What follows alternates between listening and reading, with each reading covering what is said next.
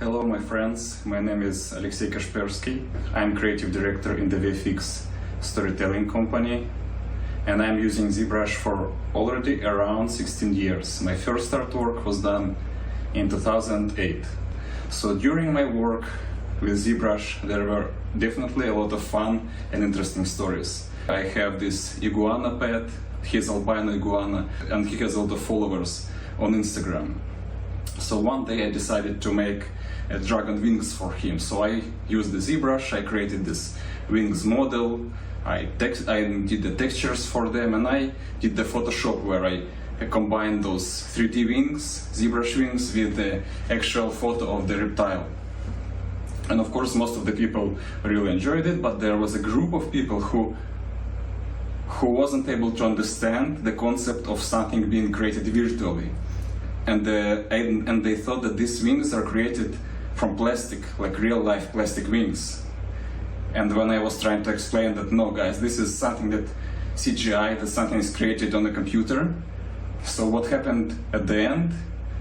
They made a complaint to the animal rescue organization that I'm hurting animals and I'm hurting my animal that I have at home by gluing real-life wings to its body, which is complete nonsense. So yeah, that was kind of a funny story. I am thankful to our ZBrush community for all the feedback and for all the love that I saw both from the members of that community and also from the Pixelogic team. These wonderful people. Love you guys. Thank you for all your work. Thank you for all your attention to us, just regular artists. Much love. See you.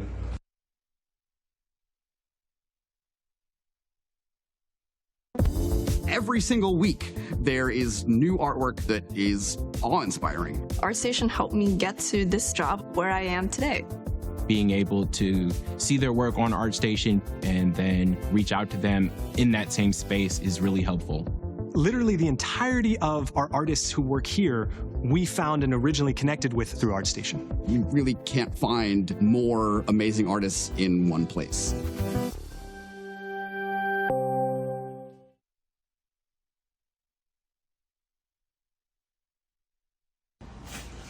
Hi there, my name's Cesar DeCall Jr. I'm a creature art director working for the film and television industry.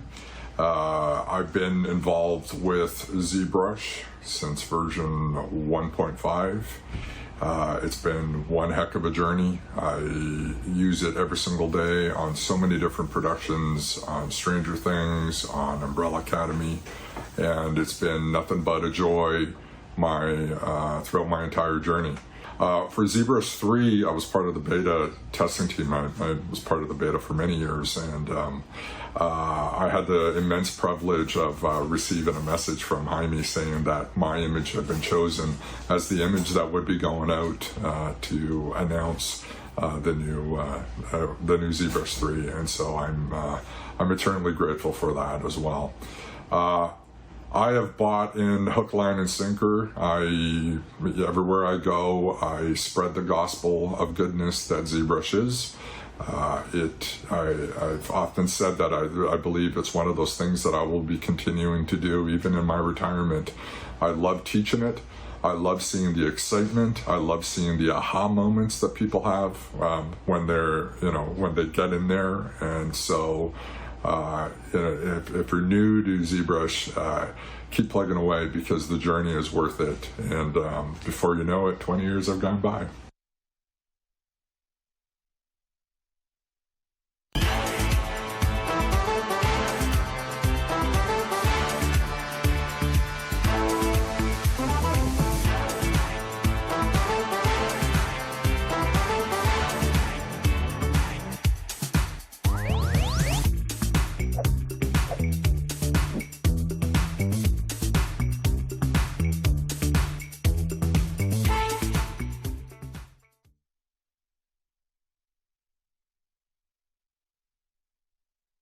Hi everyone, my name is Franco Carlesimo, and I just want to say congratulations on the 10-year anniversary of the ZBrush Summit.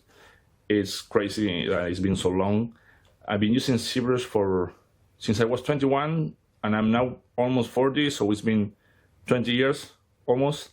I remember it was version 3.1, I think. And yeah, it was quite different from what it is today, but it gets better with every iteration. Every year, it just amazes me every time. So I just wanted to thank you, because I couldn't be doing what I'm doing today without it. It's my main tool. I use it every day, 8 hours a day. So it is just amazing. I'm so happy that you guys brought it to the world. So first of all, thank you. And again, congratulations, and see you on the summit. Cheers.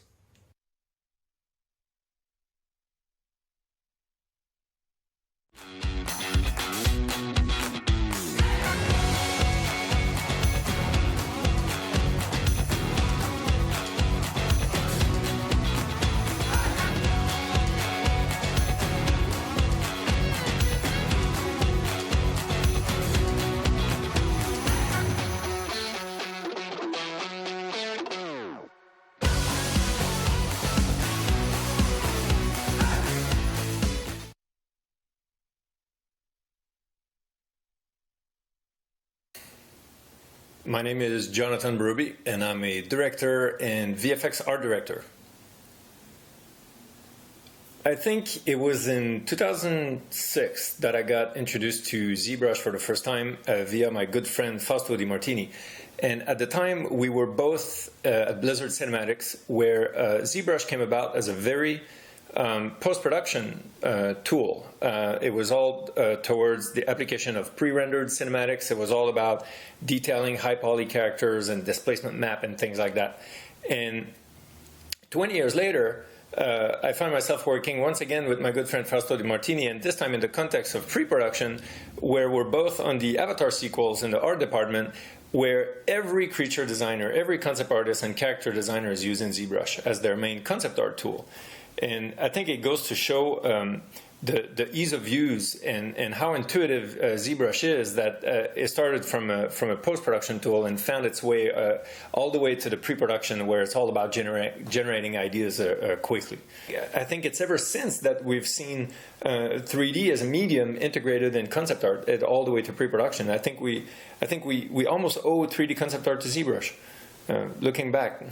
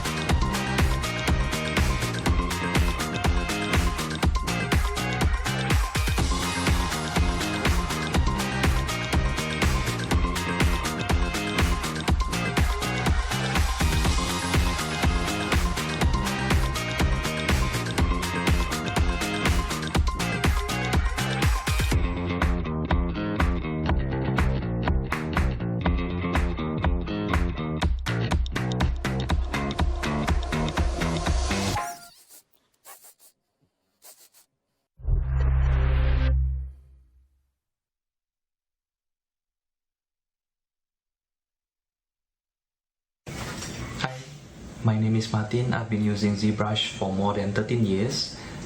It started from video game company where I created high resolution models which will then be baked and translated into video game models.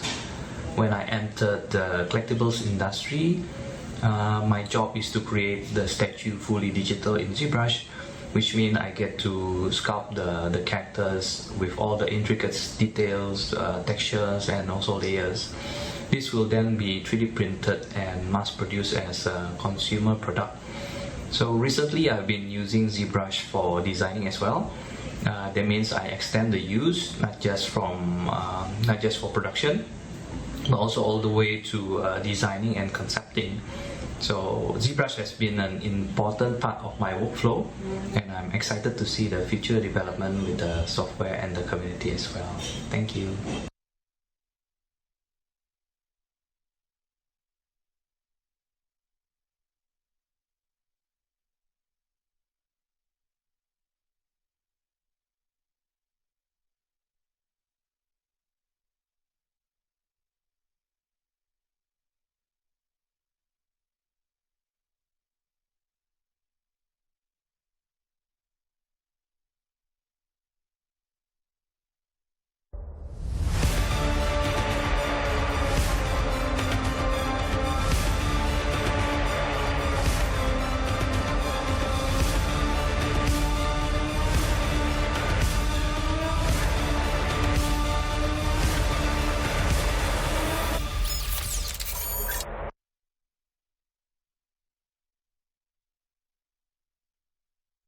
Hello guys! Greetings from Poland. It's a beautiful evening here. I'm drinking my delicious tea. It's not a whiskey, I swear. Who cares? And wondering why I love ZBrush so much. I was a young student when I first made ZBrush, so it was still in version 2.5 3D. It had a very strange interface and tools compared to other software, but it had something in it. I already thought that I would be a program that would change the world of 3D graphics. Many years later, I can say that I love ZBrush because thanks to him I can free implement my ideas and develop my skills. So, cut to the chase. Guys, I wish you many next wonderful year of creation, wonderful tools for wonderful artists to create wonderful piece of art. See ya. And private message. Jamie, cheers.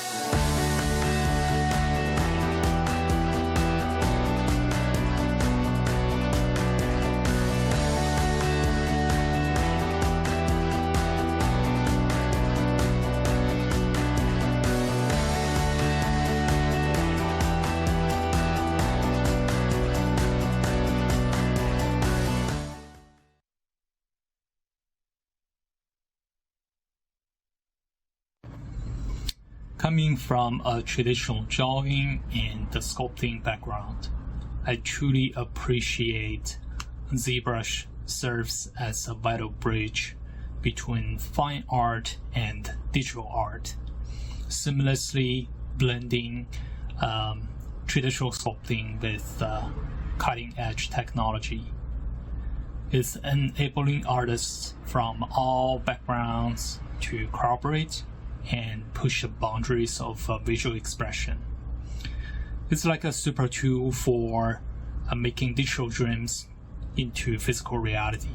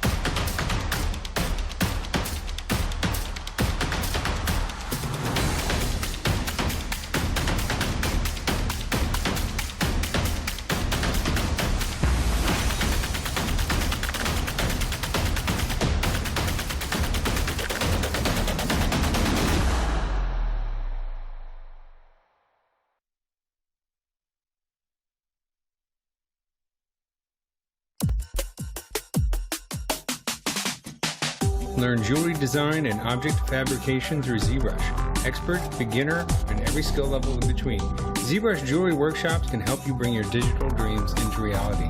Taught by leading industry professionals. Use the offer code SUMMIT to get a $100 discount on membership.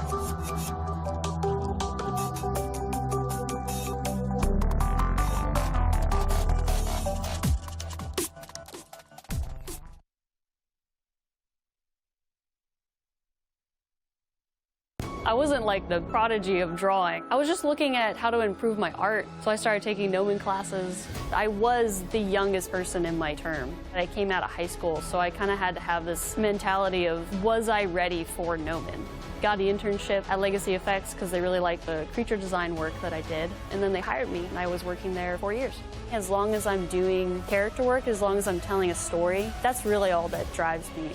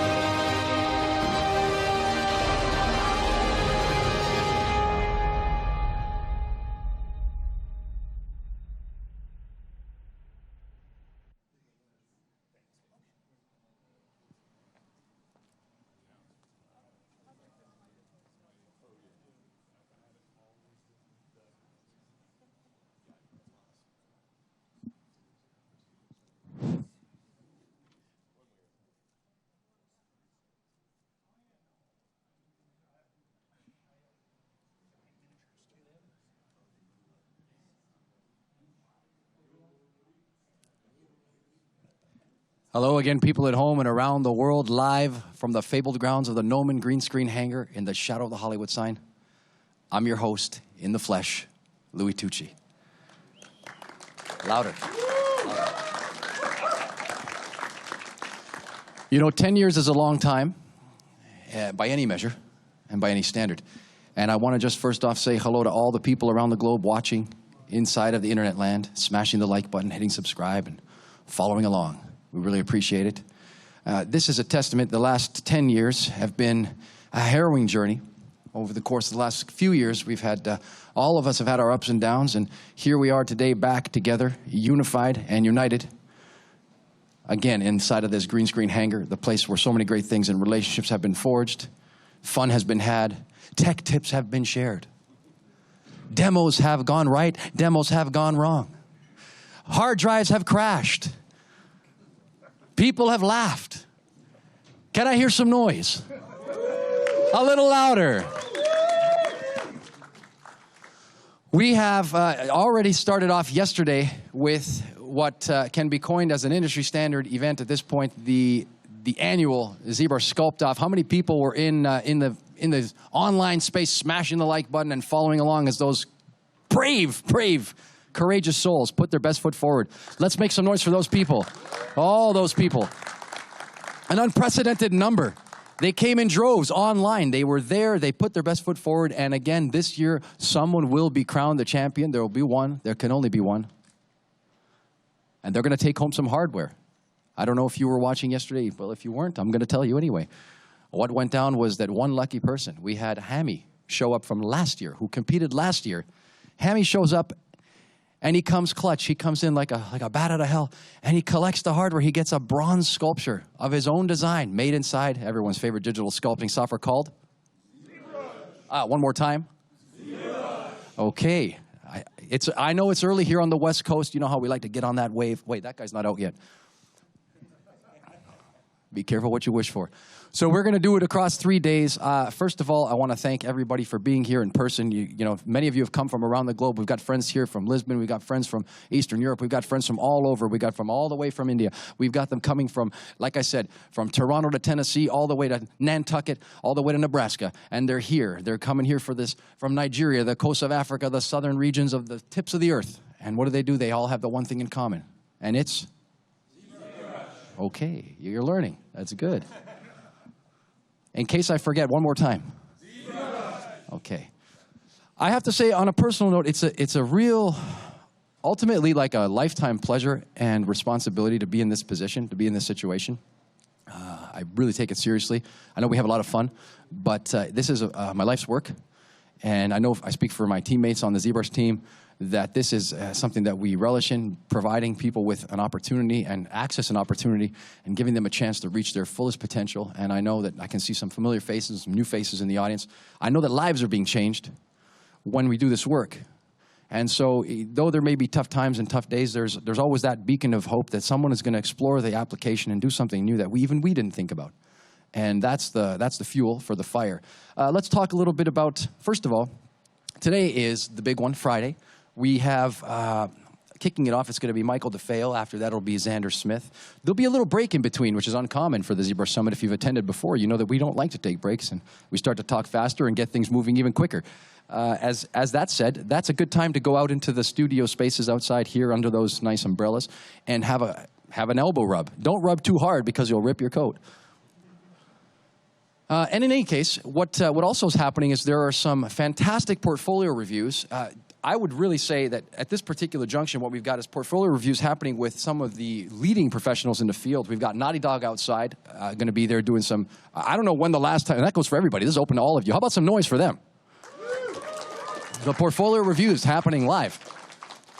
On top of Naughty Dog, we've got members of the Hasbro team. So if ever you dreamed of being a plastic fantastic toy maker, that would be the first place to start and go and have some conversation with those guys. Really great team making the world's leading products as well. What else? Let's go ahead and into the afternoon. Speaking of getting naughty, notice how we schedule these things as it starts to get a little darker.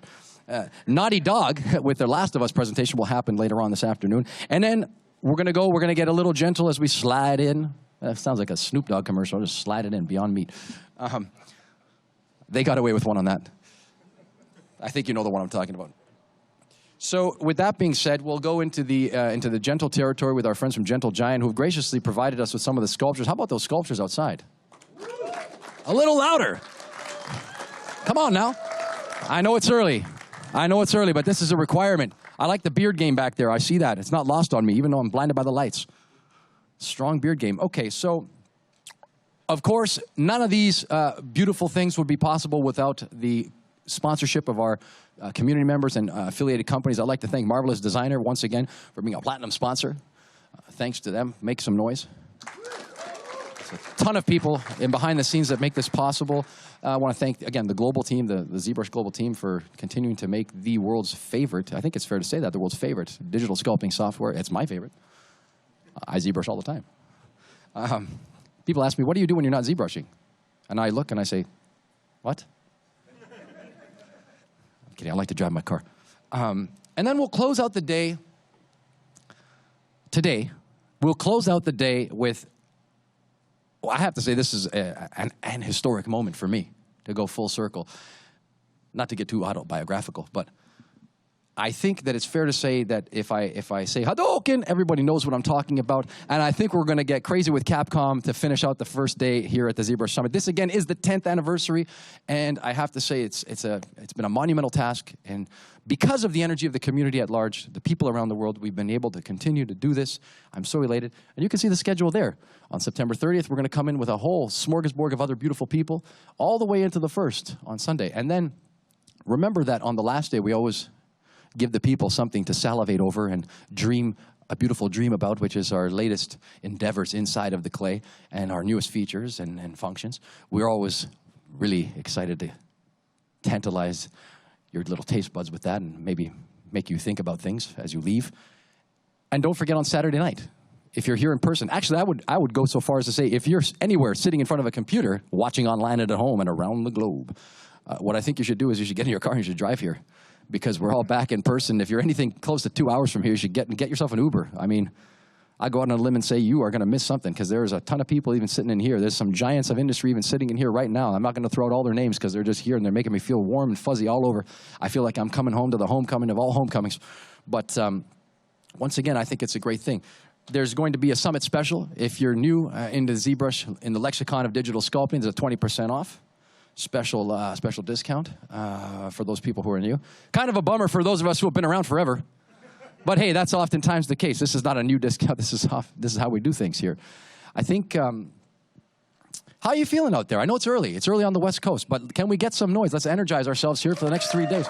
Set the tone, people. Set the tone. Now, that's the kind of stuff I want to hear. I'm going to be completely honest with you. We're going to have some sharing of the hosting duties. So across the next 3 days, you're going to see myself and members of the ZBrush team, Paul Gaber, Ian Robinson, doing this type of thing. And so, again, I'll be roaming around. We can get more intimate, not too intimate. I see you looking at me. Okay. This is still a family affair. It's a family affair. I think, how about a little demo? Should we move into the first demonstration now? How do you feel? Yeah. I'm not feeling it. I think it's a 10-year anniversary. Count them 10. Can I walk up the aisles without making a Jimi Hendrix type of sound? I'm off the camera. I'm in with the bowels of the people. Look at all the students in here. Holy smoke. How are you guys doing back here? Can we get a little more noise? It's okay to misbehave right now. Make all the noise you can. Yes? Yeah, there you go. Okay. My, how the times have changed. When I was a kid, if somebody said, make all the noise you want, I would have been up on the stage right now. Okay, it's going to be a fantastic day. I am going to do this. I'm getting the big thumbs up from my man in the back. I'm going to bring on our first. There you go. I do as I'm told as well. I'm going to bring on my friend and yours. First of all, let me welcome him to the stage before I get crazy. I want to bring up an industry giant, a man who is a prototypical gentleman. And it's my honor to introduce him and bring him to the stage. He's been doing this a long time, set the tone for aesthetically what could be done, and continues to push the envelope. I want to welcome to the stage. He's worked on Secret Life of Pets, Minions, The Lorax, and he's currently the lead digital sculptor at Leica Studios. This is no small feat, and if you're here in attendance or you're watching at home, and if you're watching at home and you're trying to get here, leave now, and if you're 30 minutes, you might make it. I'd like to welcome to the stage my friend and fellow ZBrushing master, Michael DeFeo.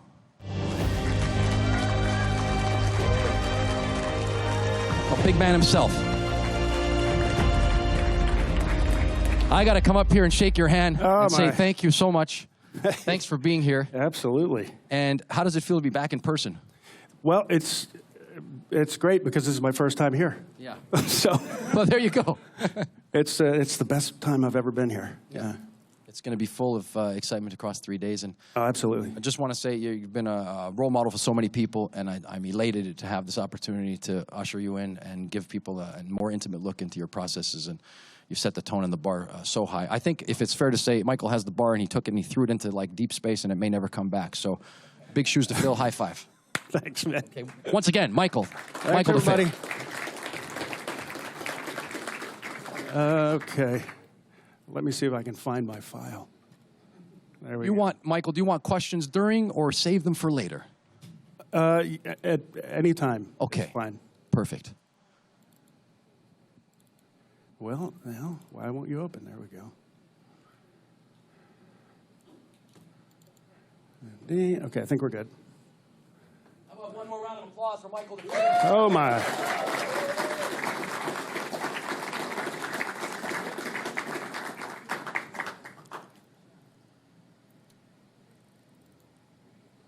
Let's see if we are going. No, it looks like the monitors are switched.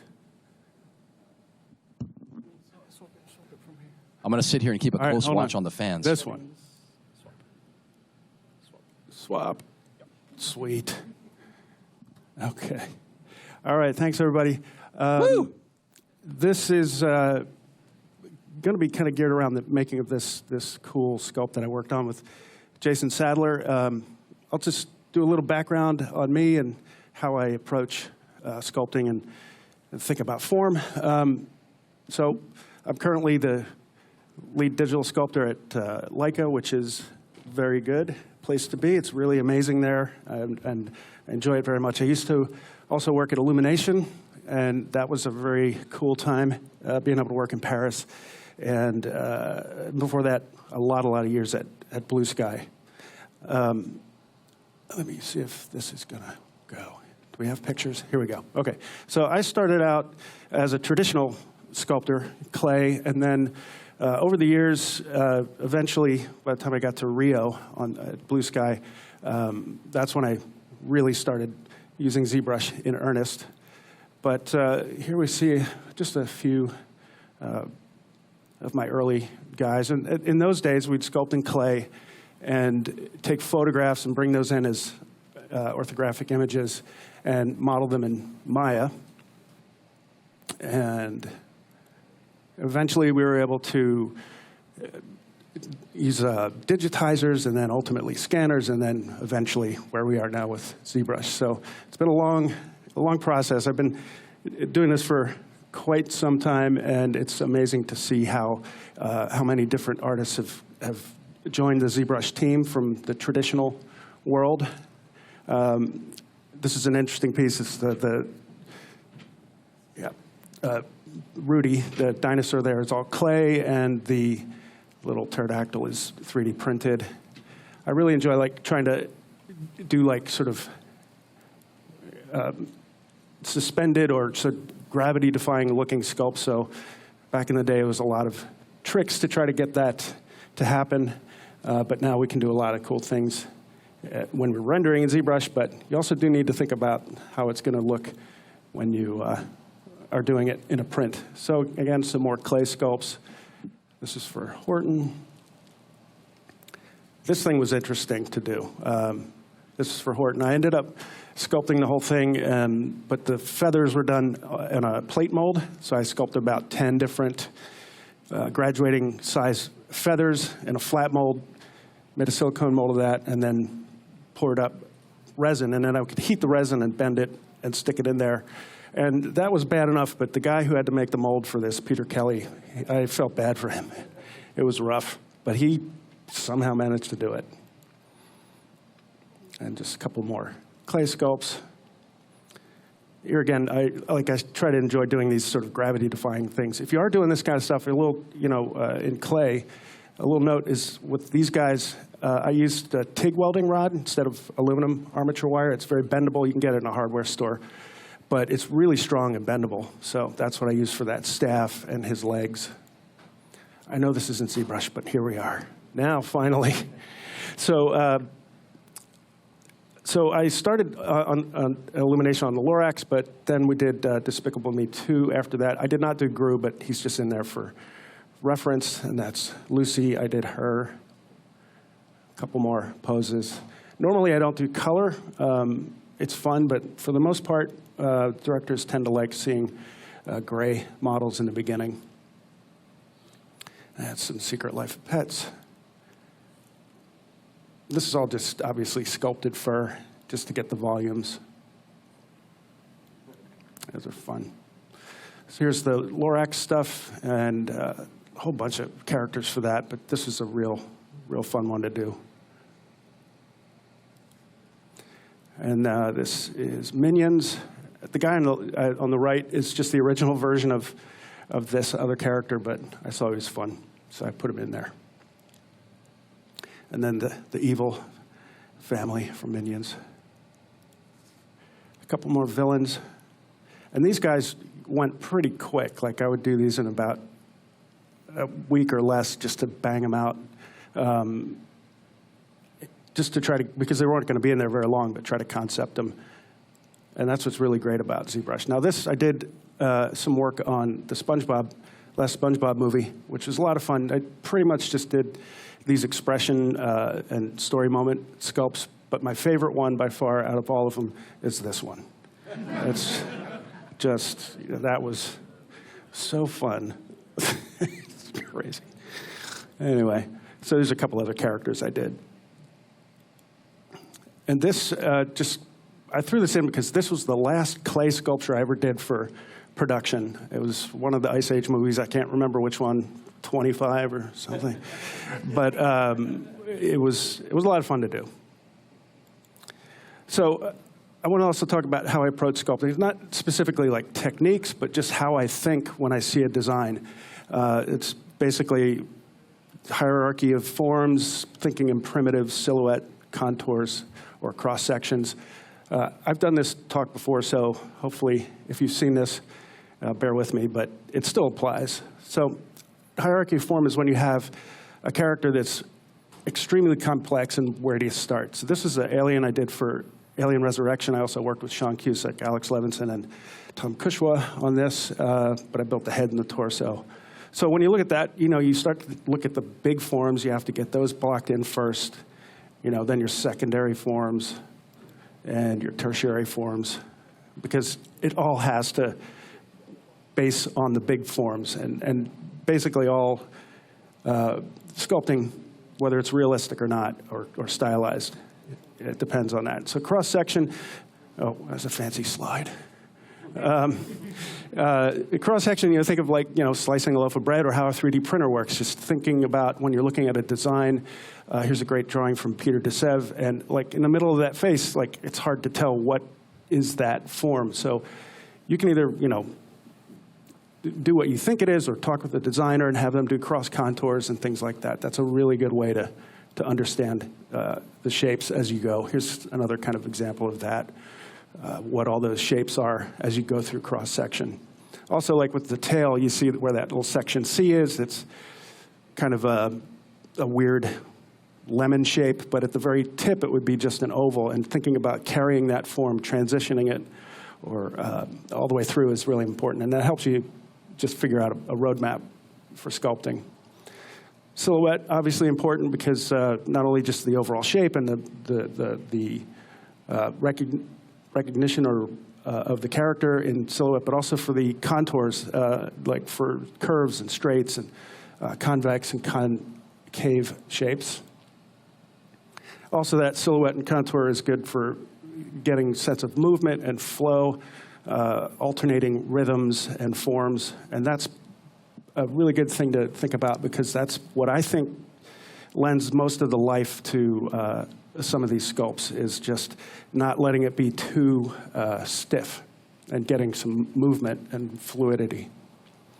And then I think most importantly, thinking in terms of primary shapes, cubes, spheres, ovoids, cones, etc. And so here you see that similar kind of vibe as well as the hierarchy of forms sort of illustrated there. And then just one last sort of example of this is like if we look at Sid's head, like I'm looking at a drawing, how would I think of that? So like the top of the head is a small section of a big sphere, and the nose is sort of a large section of a smaller sphere, and so on through the forms, like sections of cones or sections of toruses, tori, I don't know what that would be, but them. And same thing, moving down all the way to the tertiary forms. So when you kind of put that all together, you think about, how the large shapes fit, where they blend, their cross-section, their intersection, curves and straights, and also like that at the very top, you see that echoing curves. That's specifically with this design, like not just radiating symmetrically up, but the sort of look of picture design things. Those are things to look for. There we go. This is another great example of why ZBrush is so awesome, because this is not ZBrush. And this took a solid week of sanding to get this thing that smooth. So thank you for that, ZBrush.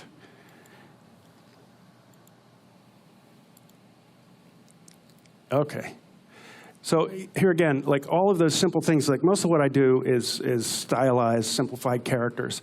And my point is that all of that sort of approach that I was just describing works its way all the way up into high-resolution, highly detailed, realistic models and sculptures and figures and whatever. So you can see here, these are your basic, Michelangelo David plasters or ideas. And so all of those shapes can be very complex when you're not sure what you're looking at. And these are kind of ways that I map it out to understand how to create those forms.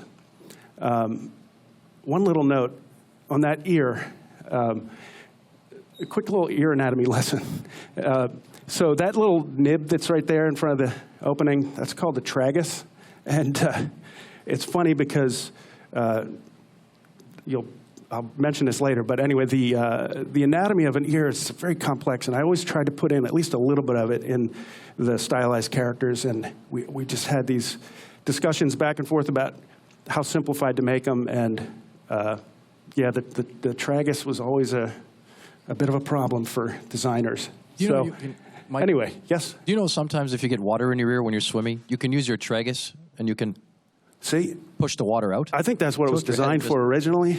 Yeah. Yeah, it's like a little self-suction. It's a little like that. Little suction button. And then tragus. Good to know. Speaking of tragus, Jason Sadler, he's the guy that and I joked about the tragus a lot. So we also decided to name this Colossus tragiceus. So Jason Sadler was an amazing designer, worked with him at Blue Sky for years, and this is his information. You should check it out. He is great, and hell of a dancer as well. And so here's a couple designs. This is one from Rio that was his design that I sculpted, another one of his personal projects, some expression sculpts.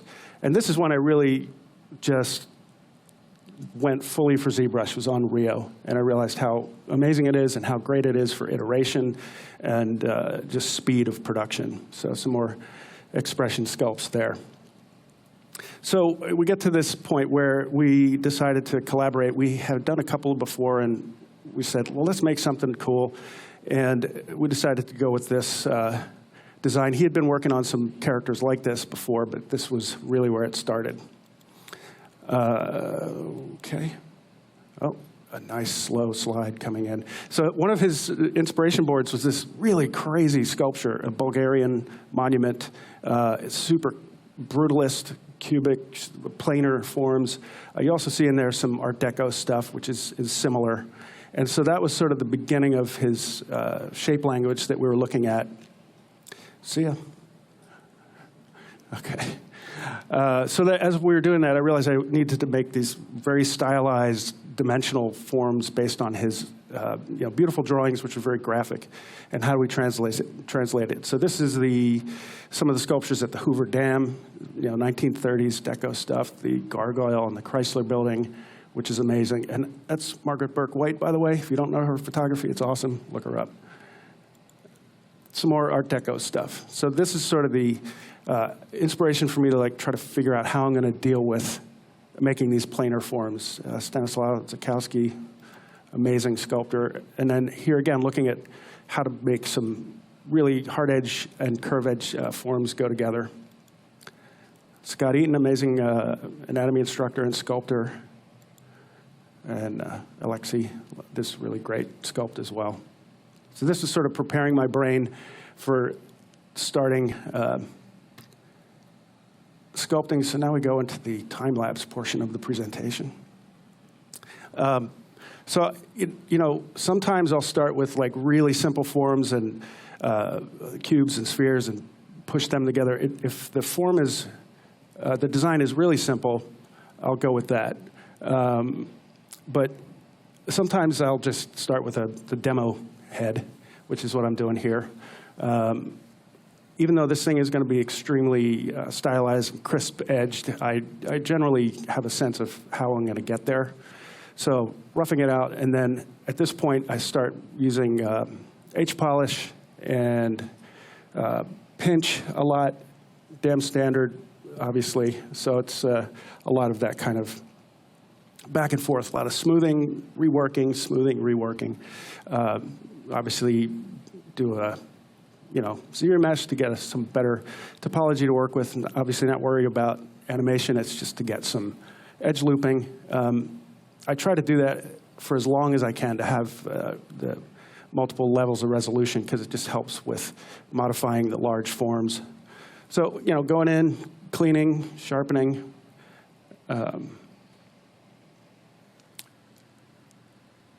I'm just trying to look at my time. I don't know where. So you're going to give me the thumbs up, right? At a certain point, like, all right. So, here I could have. Okay. All right, I'm going to go all day.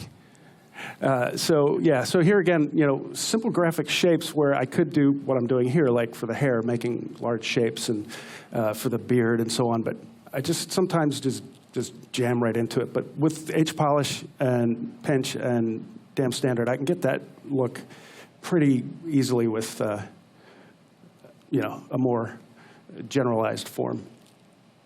So in the end, we didn't do this specific hair that I was just working on. We decided to make it a little bit chunkier, that instead of making a character that is the actual, let's say, animated character that would be in a story or a film, it was more like, what would a sculpture of that guy look like? So we ended up redoing the hair a little bit, making things a lot more stylized and chunky.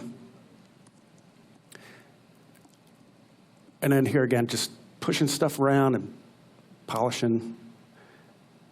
So here's that first pass. And again, like I said, the hair, we decided was a little bit too detailed. We're going to go with a bit more of a chunkier, more kind of thinking about the Statue of Liberty, basically.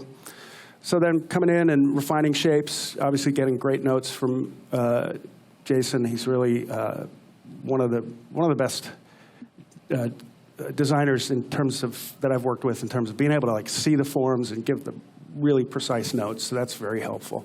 But here again, using all the topology to help me get those shapes, just sort of my old school. I wouldn't even say old school, but back when I was doing actual film assets and doing Maya and other stuff that needed proper topology, I just always liked that. And it kind of goes back to that idea of those, the simplistic, ovoid spheres, whatever. I kind of think of that with the low-res form as well to just guide where those big shapes are. I would like, to have an edge going along the jaw, et cetera. I mean, that's pretty simple stuff, but that's generally how I think about it. Here again, you can see where I'm using damn standard. Once I do a polish and a clean, I'll usually come by with damn standard, but pushing out and create a little bit of a ridge, and then I can smooth that back or polish it. It just helps take care of any little bit of wonkiness. So this is basically more or less the finished head. A couple little things changed on it, but not much. Yeah, now that's a major tragus. Tragus maximus. Exactly, Tragus maximus. That should be his name. All right, we might have to take a vote on that later. Okay. Okay. So some, just more, wait a minute. Am I going back to the same one? Yeah, somehow I've gone back.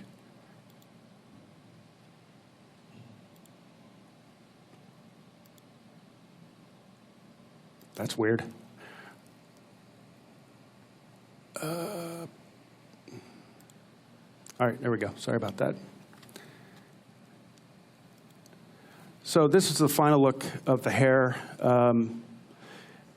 When I was doing that, I generally was using, like if I'll do like capes or anything thin sheets like that, I'll work with a single-sided thing, shape it as much as I can, and then extrude. But I've been definitely getting into using the dynamic subdiv a lot, which is great. And the one thing I'm doing here, if you don't hopefully go into convulsions watching the speed of this,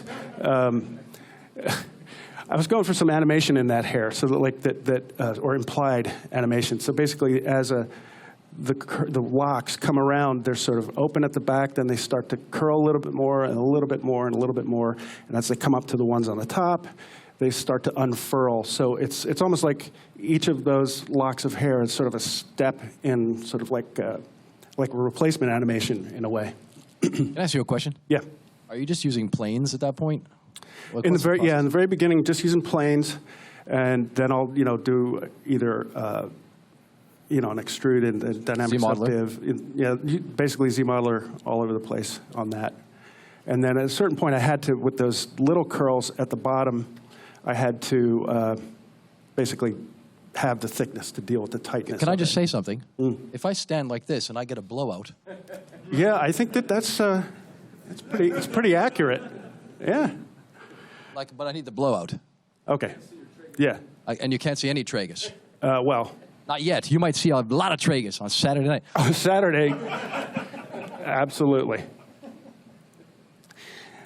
And let me see where we're going with this. I just make sure I got the right slide, sorry.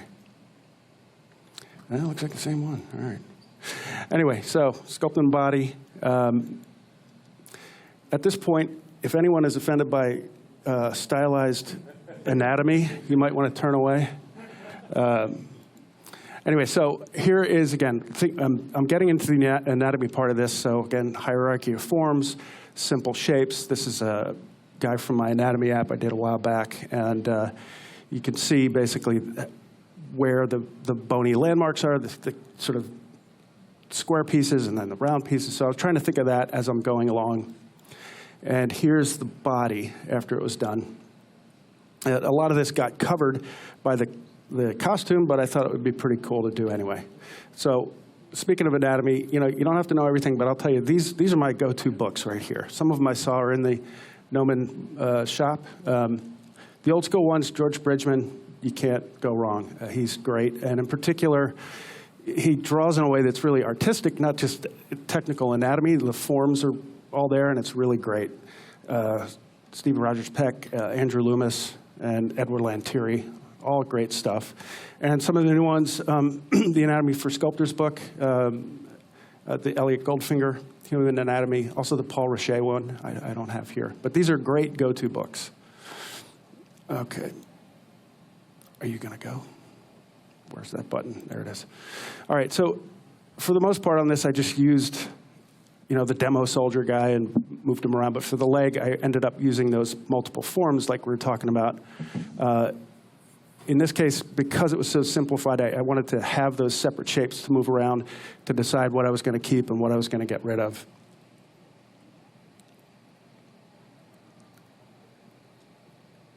And so working on the glute, got to have that. And then, so the major forms, the extensors and flexors and all that stuff. And just trying to figure out, how can I get this to fit within the vibe of the drawing, but also have some sort of anatomical nod, so for example, like the calf area, the whole gastrocnemius area, it's like just one big sort of diamond shape, but where I put the angle of sort of the mass of the muscle is what I was looking at. And those are the kind of things that the knowledge of anatomy is definitely important, but you also, more importantly, trying to get an appealing shape. Here again, just looking, going with these sort of square forms and round forms, and then deciding where to crease the stuff and pinch it to amplify what the anatomy is, and again, also just keeping it as simple as possible.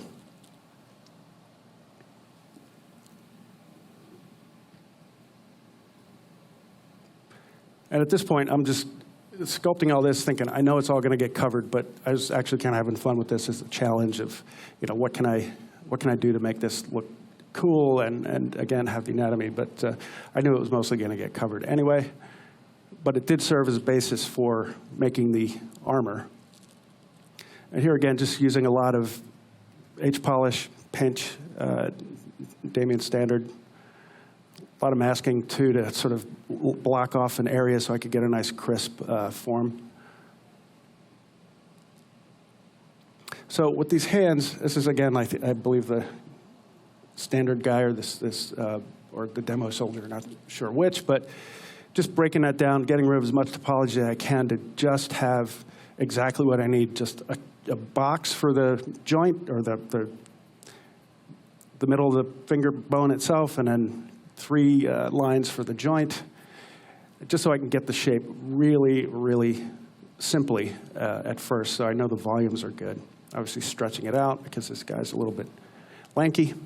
And then you may see as I'm doing this, I found a really cool little trick for doing fingernails, and it's essentially you can see the square on the top. I do an insert or an inset, and then just push the two edges on the back, or the 2 points on the back, under the skin, and the two in the front over. And you get a really, once you smooth it, you get a really nice little nail shape. Then obviously go back in and curve it and everything else, but that is a really quick way to get a good fingernail foundation that's not like it's just laying on top of the finger or something strange. So you'll see it, there's a bit of a time lapse on the foot, and you'll see it a little bit better there. Here again, just working on getting these basic forms in place. And just, I gotta say, I really love ZModeler. It's awesome, especially for this kind of stuff. So here, doing the foot, same thing. Just getting all those shapes right. And then, again, because it's a stylized character, there's a lot to get away with. But at the same time, because it's simple, doesn't mean you kind of just make it basic. There's a sort of a flow and an elegance to how you sculpt this stuff to get the form to look right, especially when it's really simple.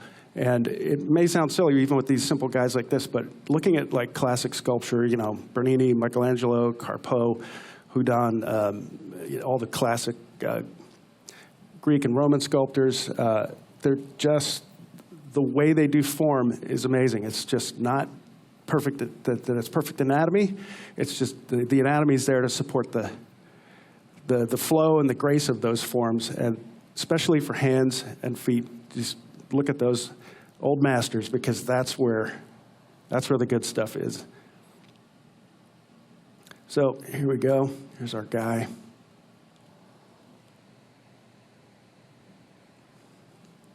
And I just kept the arms and hands and feet detached because I knew they were going to get covered with armor.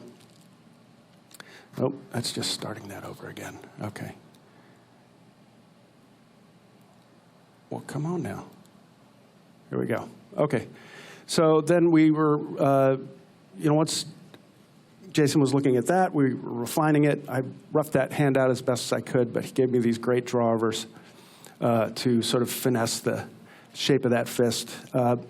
Hand posing is really important too, because first of all, modeling hands is difficult, and then posing them is difficult. There's a whole set of the emotion that hands do, they're almost as expressive as a face. So getting in there and, again, looking at the masters and how they pose hands is really, I think, important. That's where I get most of my sort of vibe on how I do that kind of stuff. So, for example, if you look at that drawing of the hand on the bottom, it's holding that staff, and it's not just gripping it, it's kind of graceful, and that one finger is out. And that's just a classic old school way of, the masters would do it. You look at the Statue of Liberty, the way she's holding that torch, that sort of a thing. It's very simple, but it adds a lot of life and quality to your hand poses and all the other poses as well, and for the rest of the figure. So here, just going in and obviously trying to clean up, get rid of all the wobbly bits. Generally, what I'll do is I'll sculpt out as much of the form as I can, try to get crisp edges and whatever, and move it, and then I'll come in with my move brush. And one of the things I do all the time now is I just make the brush radius, whatever it's going to be, but the focal range, focal value, really small, so there's a huge drop off. So that outer circle to inner circle ratio it's almost like, well, I don't even know what to say. It's very big fall off. What material are you using? They're asking online. That's a sort of a variation on Skin Shader 4. It's something I made a long time ago, and I've since forgot how to make it. So I can, okay. I don't even know. That's the other thing too, folks. I am old school, brutal ZBrush user. I do not know too many tools, and I just kind of hammer through it. I do always look at everything on the new versions and try to find new stuff, and I add things to my roster all the time, but I guarantee you I'm probably using 2% of the power of the system, but I always try to learn more stuff. But you're using 100% of the 2%. I'm using 100% of the 2%. That's right. Right, and that's the most important percent. Okay, so finishing out some stuff here again, like a lot of, you'll see I'm inflating in those knuckle areas. So again, I'm doing all these like planar forms, but I'm also giving them, trying not to make them absolutely dead flat, giving them a slight convexity, just so that it's not too, robotic looking. Are we allowed to shout out? Sure. Where are you at? Put your hand up. Those individual fingers without polygroup. What do you call it? Topological selection. When you drag down along the. I don't make too many polygroups either. I'm just too old. So I can just do one group, not polygroup. But no, seriously, I do the polygrouping more and more nowadays. But that's what that was, just topological selecting. There's another question back here, Mike. Yeah, sure. Do you remesh in between, or I never see you remeshing? Oh yes, I do ZRemesh a lot. That particular hand, though, was the same base model. Well, it started as the base model from the ZBrush Demo Soldier, or the simple. What's the simple guy's name? What do they call him? Average man? Average man. There he is. Super average. Super average man. Super average man. But yeah, I just used that and chopped the hands off, and then I did remove some topology, but it's pretty much the same. So going into the armor, so this was the base model with the armor, and then I started to pose it. He's, pretty straightforward, and I started to add a few things. I realized that to hit the drawing, the torso was very shifted, very skewed. So I had a little bit of trouble just, messing around with trying to make it not look completely distorted. So it's definitely distorted. But at this point now, I'm starting to do the detail, the little raised filigree.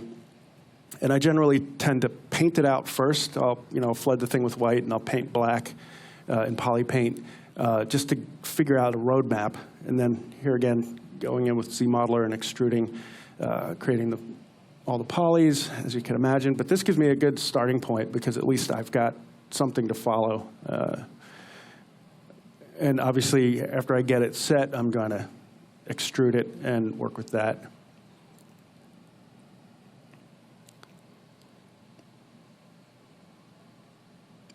And then, after I do that, I'll come in and clean it up, and I'll start inserting edges to try to crisp it up and keep all that stuff looking good. I don't do a lot of creasing and that sort of thing, because I pretty much just figure I'm going to ultimately try to 3D print everything at some point, even if I don't. So I try to keep it all in the geo. So some of these got some weird artifacts where I was doubling up edge loops to keep it crisp, but I would go in with some, smooth or H polish, and it pretty much took care of all of it. I mean, if you go into close inspection on this thing, not the model, but the printed model, but the actual thing, there's quite a bit of wobbly bits in there. But I just try to decide what I can get away with. Typically, I'll only really sculpt for 2 views, so like a full body and a bust. I don't really worry about getting in too deep and detailing out shoelaces perfectly. It's not specifically what I do. So it kind of, for maquette sculpting, which is primarily my gig, I just want to hit it, have it work from 2 views, get it good, ship it, move along to the next. So that's why you'll see there's a lot of my techniques here are kind of rough. So again, the usual here, just trying to get some edge looping in so I could get this guy set. And here again, this strap for the boot I just kept or the sandal I kept as a solid block, because I knew it was going to print and I didn't want to deal with the thickness. Plus, I also knew it was going to be only, an inch or so big.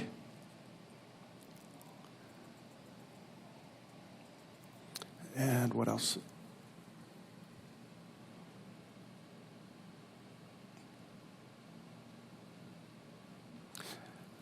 Or again, you can see I'm using a dynamic subdiv. I really have been getting into that a lot which is cool because you can just, in the past I would just res it up and start modeling. If I had to remesh it, I would. Here's about as fancy as I get. I made an actual insert multi-mesh brush with curve. Wow. Yes. Sweet. There's a question on here coming in through the annals of the internet. They want to know how many hours of work goes into a sculpture like this. Well, you don't want to see the first and last timestamp on my files because it was like 6 months almost. Not quite 6 months, but it was a long time. But I would say if this was for a job, it's hard to say exactly. I would say probably 2 to 3 weeks, something like that. How many hours a day, 2 to 3 weeks? Like per day? Like just like one. No, like on an 8-hour day. You know, if I was doing something like this for work, yeah, it would probably be like I would bid out 2 to 3 weeks, depending on how many iterations. 3 weeks, 8 hours a day. Yeah. Business days, not weekends. Oh, business. Like, well, this I worked on every day for just to present to you, lovely folks here.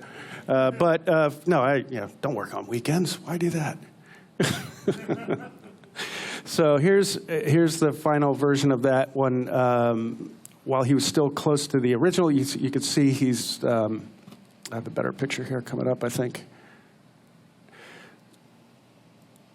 Yeah. Okay. So on the right is the original drawing. On the left is kind of where we went with it. We decided that we wanted to push the design a little bit more.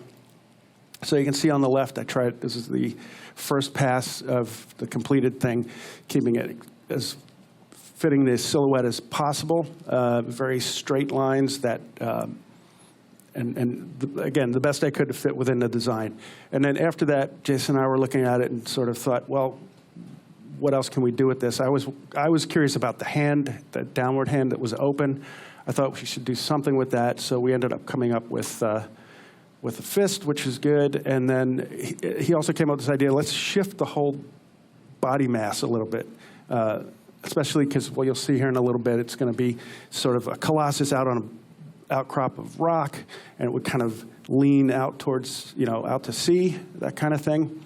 So this is where we ended up. Some of the masses changed a little bit, but I think it turned out really a little bit more alive and just kind of a little better with the weight shift.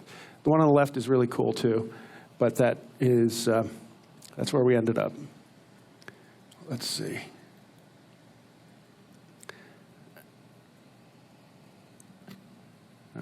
One more turnaround here, I think. And then we also were starting to think about color at this point. We originally was thinking of like this sort of Statue of Liberty, verdigris, patinaed copper. Like, how would they build this thing? Now, the Statue of Liberty is done with a technique called repoussé, which is you have a framework and you basically hammer sheets of copper into a negative and to get the shape, and that's all riveted together. So we were thinking it could be that. So that's where the color scheme came from. But we also thought, let's do some separation of color. Oh, wow, you can see my mouse. That's awesome. A separation of color just to help accentuate it. So that is where we ended up with that guy. Okay, so now the base. This went through multiple iterations. So this is one of the earlier designs. And this is a little bit later, just to show you some of the cool drawings that Jason was giving me on direction. I didn't have this to start with, but this is kind of what comes back. Oh, there we go. So, classic box modeling, and just cranking through it. Trying to keep these big, simple shapes first and not worry about the secondary forms for a while.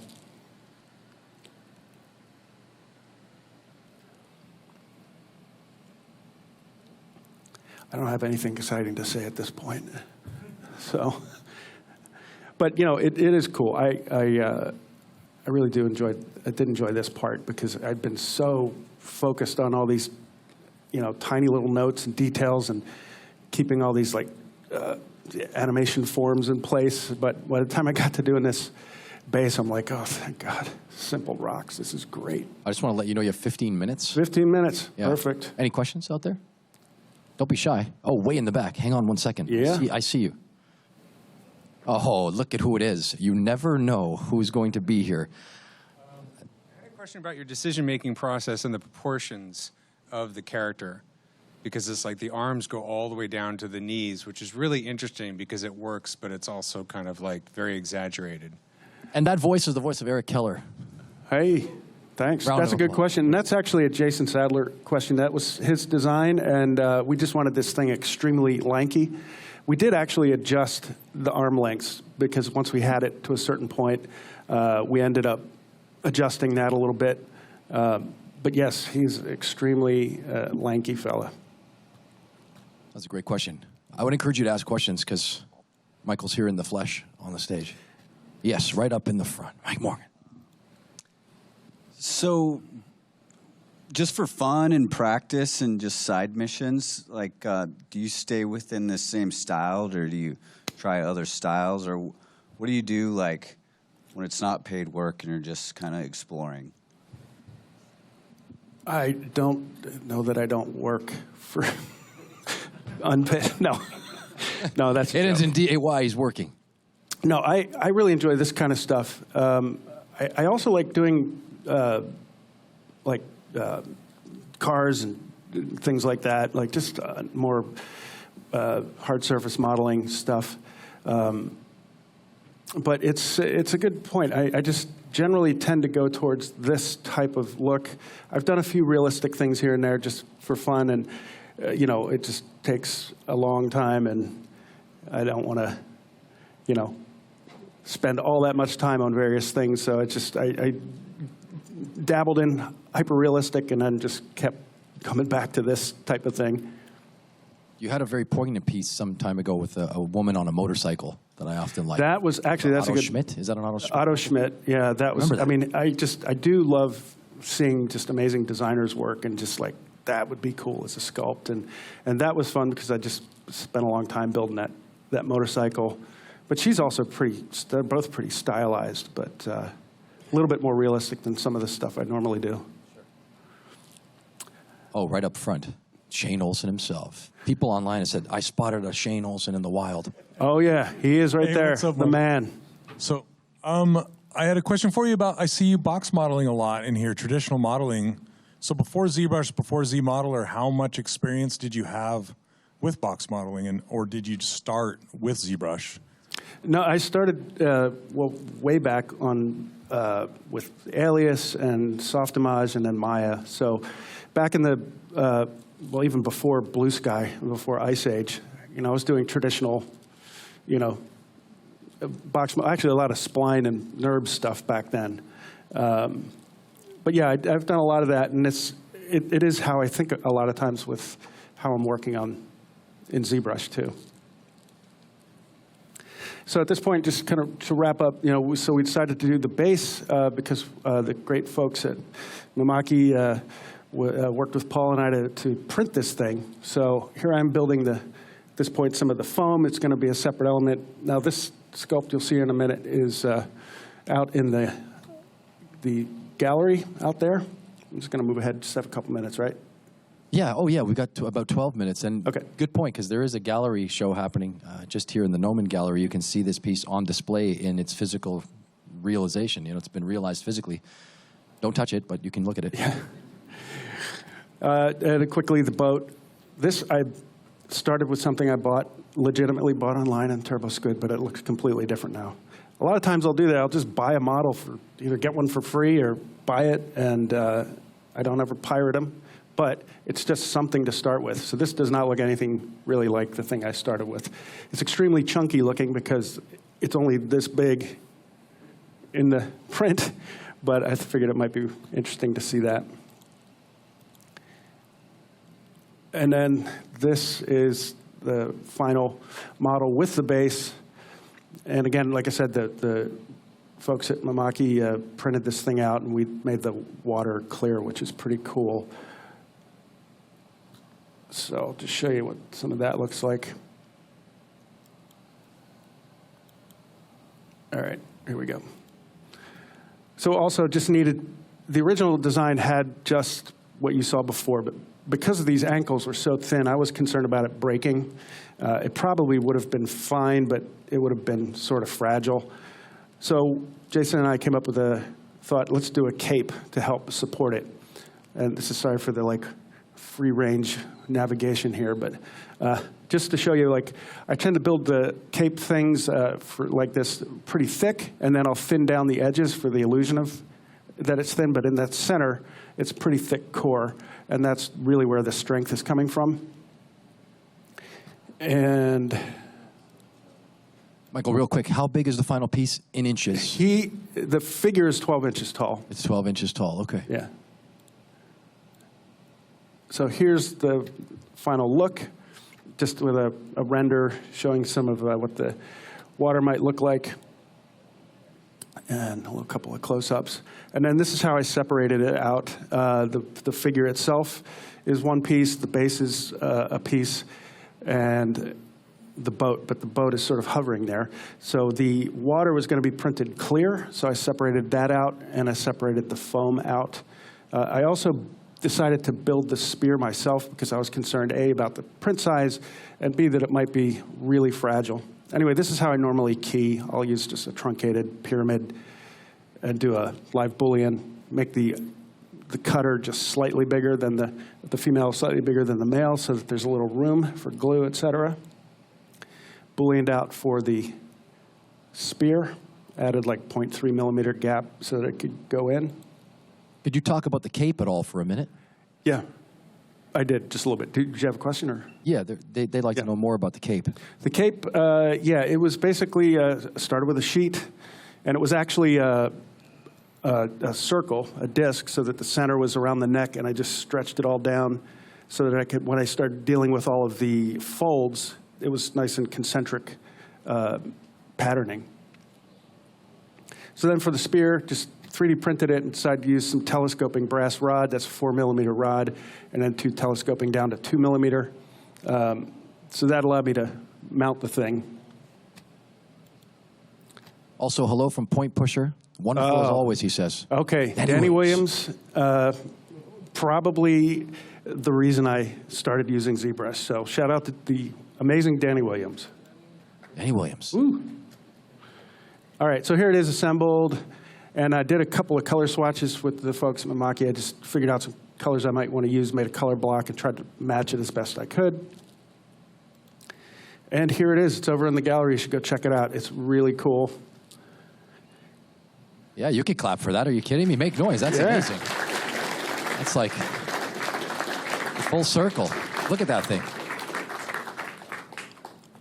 Yeah, it turned out great. And again, it's amazing that they can print with multiple materials in the one print. You'll see the water. I mean, that base was all printed at the same time, and obviously they were able to somehow use multiple materials at the same time, so it's in there floating. I think it's great that you talked about the modular and compartmentalized approach to modeling this type of thing for this purpose. Yeah. And I think I speak for like everyone around the world who's watching and in the studio audience that's really great. And thanks for doing that. I mean, it's really informative. Well, that's it. In total size, you think you said 12 inches for the sculpture, and then it looks like the base is about 3 inches. So let's give it about 16 inches total height. Yeah, from the base, the bottom of the base up to the top is probably about 16.5 inches. Yeah, and their printers are really, really good. I really dig how it turned out. And that's it. Thank you very much. That's amazing. Michael DeFeo, ladies and gentlemen, a little louder on the first day here at the ZBrush Summit. My goodness. Don't forget to check it out inside the gallery. You can see it in person, and that's gonna, maybe Michael will be around. You might be able to get a photo with Michael and the sculpture. Who knows? Oh, wow. Maybe. Sure. I'm not rolling you under the bus there. Let's see here. I want to thank all the people online for watching. Thank you so much. It's really all about the fans. And we're really happy to see everybody here in person and online. Excellent. We're going to say one more time thanks to Michael. Thank you so much. A great presentation. Thanks, everybody. Day one at the ZBrush Summit. Louis Tucci here live.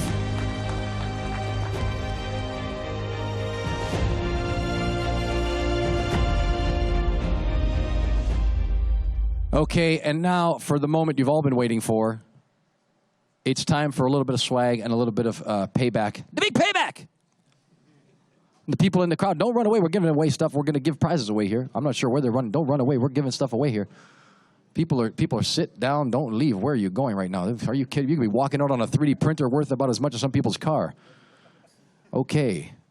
How you feeling? That's not the level. We're gonna need to try. I'm gonna count to 3. 1, 2, 3. How you feeling?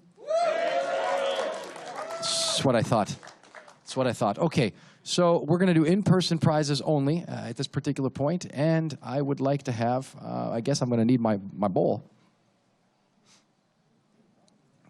Here it comes. Yes, I have a helper. I have helpers. I was gonna make a joke about South Park, but I'm not gonna do that. Did you get a ticket? If you got a ticket and you're sitting here, I hope you got a ticket. The people in the back, did you get a ticket? Oh, boy. Okay, well, you better go get yourself a ticket because this is going to be happening all day long. We're going to be giving them, this is the first ticket I grabbed. I'm not going to cheat anybody and go reaching in for more. Okay? Keller, I got my eye on you. And now we go Barrett Jackson. Ticket number 600-6051. I'm kidding. 600-6051. 600-6051. Is it really? Come on up. Look at that. Make some noise. Yes. Come on up here, man. Hey, let me see that. Yeah, we have a winner. Okay. Hey, come over here, man. What's your name? Henry. Henry, nice to see you. Where are you from? From the UK, London. Oh, my goodness. How you doing? Yeah, I feel good. Man, you could be my brother. This is good, man. So what brings you to the ZBrush Summit? Basically, I work in Leavesden at, near London with Pierre Bohanna, who did all the Harry Potter films. So hi, Pierre. One more time for the... also work with Gentle Giant as well. So Carl Meyer, I believe he's talking later today. Yes. With Alec. Yeah, right on. Hi, guys. Okay, again, round of applause for one of our sponsors here with our sculptures outside, Gentle Giant. Amazing. Amazing. Okay, it's really good to see you. Don't run away. We're going to have you pick, call it up on the screen. We're going to have to wait a second here. Let me ask you one other thing here. What's this? What do you got there? So this is June. Hang on. So tell us a little bit more. This is a professional man. Come up here. So Warner Brothers, we were working on June as well as in Gentle Giant as well. So we went, out on location, and there you go, got the shirt. Man, this guy is a testament again to the quality of experience coming here live and in person. You bought a ticket, you came here to see the wares, to see it happen, and here you are up under the hot lights, winning a prize. Yeah, it's unbelievable. So you took the plunge, and now you're here. What's one thing that stands out for you so far? I know it's the first day, but what's one thing that stands out for you so far being here live and in person? Oh, well, just going to the gallery, seeing the amazing sculptures, and then seeing it, how it was made on the screen just now. It's just fantastic, yeah. Yeah, I hate to put you on the spot like this, but there's so many things I'd like to ask you because you've come from such a far way away. It's now God Save the King, of course, right? Yes. All right, fair enough. I have a joke about that, but I'll tell you after. Okay. Right, yeah. Side chick is the queen. So let's talk a little bit more. It's your first time here? It is, yep, it is indeed. I'm living here now, so with my partner down in Orange County. Woo! So, came back up just to check out Noman and talk to the guys at Gentle Giant. So excellent. So this is your first time here on the campus? Did you get to tour around a little bit and see this? I did have a look, yeah. Had a wander. It seems, I wish I could communicate the excitement that this guy's radiating onto me. I say, man, he's like really having a go of it here. First time here, and he takes the plunge and gets the ticket. And okay, yeah, you got a golden ticket like Willy Wonka. We're just going to wait a second here for them to get us up on there. And, there's so many prizes. I bet. Yeah. I hate to keep you up here like this. He deserves an extra prize for staying up here. Give me a second here. I want to show you something. Let me take a look at the schedule with you. Did you get one of these? I had a quick look. I would encourage, here, you want to hold that for 1 second? I would encourage everyone to try to get one of those. That's going to be your breakdown for what goes on across the next 3 days. You can't live with it. You can't live without it. I mean, at some point you're going to lose it and you're going to ask for another one, and we've got plenty. So, I mean, if we just take a look at that. Look at this. Let's take a look. So we just finished up with Michael DeFeo. Next up, we got Xander Smith. I can see him creeping there in the shadows inside the green screen hangar. Another byproduct. Do you want to keep this one? I do indeed. Yeah. Look at this. He's double win. So, what else have we got on there? Let's take a look together here. Hang on. So first the schedule. Let me just have you turn this around for that 20% off ZBrush. Let's take that around the summit. That's a summit special. That's 20% off, okay? Take a good look. You got a scan code there. Day 2 is chock full of things to have happen. Oh, hey, by the way, there are workshops happening with some big-time people. Big-time people are happening. Make sure, also, if you're for the people in the back, I noticed a bit of a younger demographic. There are portfolio reviews open to anybody, not just professional people. So if you got something you want to show somebody, now's the time to do that. We've got people from Hasbro, and we've got people from, Naughty Dog. I'm going to get naughty. What else we got on there? One last thing.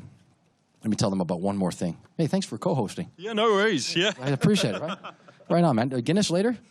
Yeah, sure thing. Yeah. It's on me. All right, so you've been so sweet. After party on Saturday, and basically a ZBrush presentation, and then the announcement of the Sculpt-Off winners. We've already got the pieces have already gone into the ether of the internet, and they're being judged by, should I tell you? Do you know? Go for it. Okay, we've got some monumental things happening. We got out of Texas, a 2-for-1 special, that 2-for-1 special with the Shiflett brothers. Make some noise for the Shiflett brothers. Yeah, I see you there now. Now you want a thumbs up. Now you want a thumbs up. Now you're gonna wait. And then we got, who else have we got? We got Angel from yesterday with our AFA, right? We got Angel's gonna be a part of that, judging those pieces.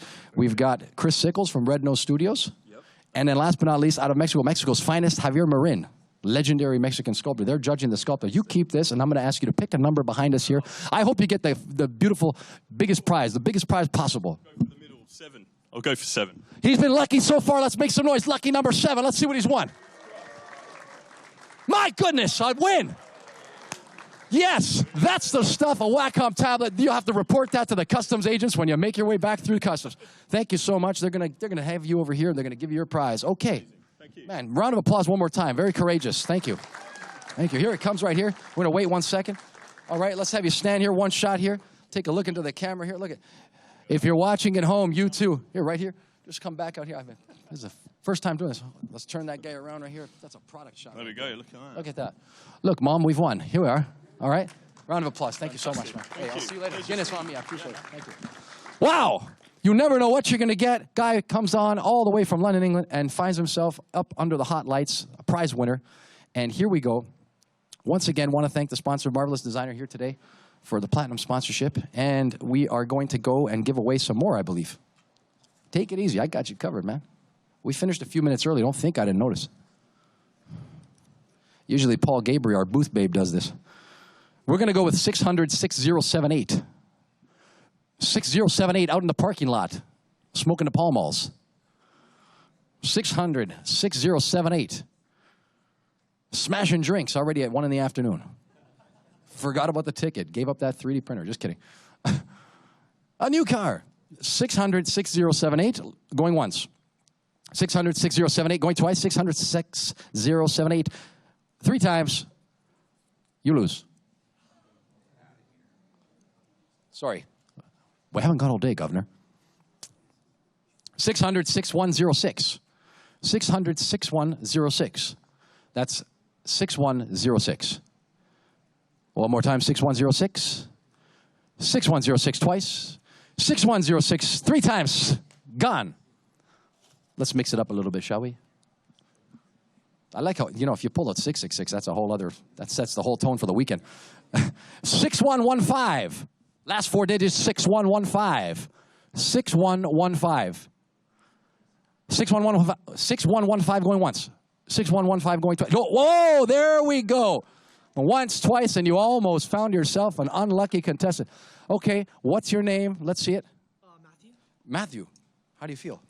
I'm excited. I'm really excited. Is it your first time here? Yes, yeah. Smoke, looks like a young Sylvester Stallone. Put her there. Good to see you. All right, let's have it. Pick a number. Between just any number? No, those ones there. Oh, okay, gotcha. Sorry. I like this guy. I'm gonna go job. 9. 9. Number 9. Wow, the XMD Academy bundle. Look at that. High five. There's no bungle at all. Now, hang on a second. They're going to bring it up. So, where are you from? I'm from Menifee, California. Menifee, California. Okay. And what brings you here to the summit? ZBrush? I actually came with my friend. He's definitely really passionate about this stuff. I just came to support him. So you were just like the wingman and you end up with the prize. Yeah. Unbelievable. This is something else here. Okay, so what are you thinking now after you've seen a little bit? Do you think maybe you might indulge yourself in a little bit of ZBrushing? You know, I'd definitely give it a try. So. That's the spirit. You see that? That's the first step, is take that first step, and all of a sudden you find yourself here for 10 years. They're going to say, I guess they're going to let you off. What's that? Right. Okay, you've got to go off and sign your name over there, all right? In blood. Hey, thank you. There, give it up for him. We're taking it to the limit here. Somebody cue the music. Oh, this one's funny. 6069. 6069. Freaky Friday. 6069. Oh, here we go. Somewhere. Cue the music, Keller. It's a Hendrix song. Into nine. Let's see it. 6069. Hey, I like the beard game is strong in you. Okay, brother. What's your name? Jeremy. Jeremy, I know you. I've been here before. Yes. Many times. It's good to see you again. Good to see you again. Man, we've I grew it out just for the trip. That's the stuff. All right, one more time for Jeremy. Round of applause. You know the drill. Let's go with 3. Number 3, Maldini. Wow, 24 inches worth of goodness. Look at Jeremy walking away with the hardware. Wow, brother. And here we go. Stand right here. Where are you from? I'm coming from Denver right now. Coming from all the way from Denver. That right there pays for the flight itself. Here, let's get that big old box, 24 inches of goodness. You can explain that to customs when you're coming through. Look at that, all the way from Denver, Colorado. What's one main takeaway all these years that you've been coming here? I learn something new every year, and this is one of the best events that I can come to while I'm working in ZBrush. So I appreciate it, man. Thank you. Thank you, brother. Good to see you. We'll party out there later, okay? Guys, Jeremy. We're doing another one. For my team back there behind the screens, they're telling me, do another one. They want to give it away. Give it away. Give it away. Cue the peppers. 6067. 6067. Here we go. Come on down. Wowie, wow. We're doing it live here on the floor inside the Noman green screen. Hey, look at the swagger with this guy here. Come here. What are you doing? What's going on? Just came to ZBrush Summit. Okay, tell them your name. Mark. Mark, good to see you. Good to see you. Okay, where we come from? Orlando. Oh, see what I mean? Buy the ticket, take the ride, find yourself up on stage under the hot lights. You feel lucky? I do. What's the one thing you're taking away from this so far? Oh, geez, it's so much. It's just always great to come here and get inspired and learn a couple new things. Amen. Couldn't have said it better myself. Pick a number. We're going to give you something to take home to Orlando. Orange Country. How about number 10? The number 10, the 10th anniversary. Could it be? Show him what he's won. Bam! Oh, my goodness. Here we go. We're going to have a problem with the flight on that one. Brother, that is a big win. Look at that. Uniformation. 3D printer. Look at this. The GKT-WO. The total knockout. So now how do you feel? Even luckier. Even luckier. Okay, stick around. They're going to give you a box. You're going to pose for a second. Show the people at home what it means to be a winner. Let me take a look here. Look at this. Okay. Round of applause one more time. Hey, now you can definitely walk away with the swagger. Look at that thing. Appreciate it. Who knows what you're going to get? One more round, he says. Daisuke, my Japanese correspondent here on the other side of the bench here. What do we got? One more? You want one more? Give a thumbs up. Thumbs up for one more. The people scream for one more. Louder, louder, louder, louder. One more. Okay, let's do one more. We'll do one more. That's fine. We'll do one more. All right, give them what they want, man. 6094.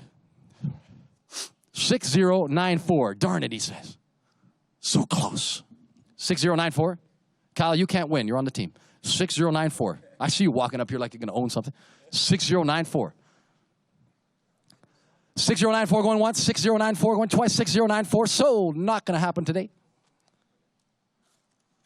As I said before, I used to watch the Barrett Jackson auction just for fun. 1969 Corvette LS5. 600, 6031. 31's a good number. That's mine. 6031. Come on down. Oh, well, well, well. We have a winner. Madame, à chanter, por favor.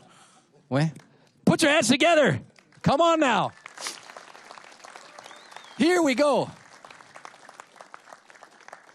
Ensuite, come on, let's go. Okay. 6031. So, not a stranger to the ZBrush Summit. Not. Okay. No, I've been What here do you before. think? I love it. Every year, learn a lot, experience new things, Right. meet new people. Okay. Think outside of the box. Thinking outside of the box. I love it. He's going to get a photo of you and me here. Hold that ticket right there so we can have that up. And here we are. Look at that. You're a good man, doctor. Okay. So, which is the number you want? 8. The number 8, infinity. And here we are. And we're taking home, my goodness, a character creator digital human bundle with Reallusion. We couldn't have asked for a better thing. Thank you. They're going to give you something right here. Over to the side and sign off. Okay, thank you, thank you, thank you. Here we are, okay. For those in the audience, we're doing one more Daisuke. Yes? One more? No more. That's it. That's a wrap. They're cutting it. They're giving me the, it's enough. Okay, are you having fun so far? A little anemic, but okay, one more time. Listen, I have the dubious distinction of being the first host, right? And then this is going to be the energy level that carries through. We're trying to do something spectacular here for 10th. This is the 10th anniversary, right? We need to sell this. We need to sell us a little more. Can I get a little bit of Friday night on my Friday afternoon? One more time. 1, 2, 3. I knew it. I knew it. I knew you had it in you. I knew you had it in you. Okay, and now I think it's time for me to warm up that stage again. Look at all these people who could have won.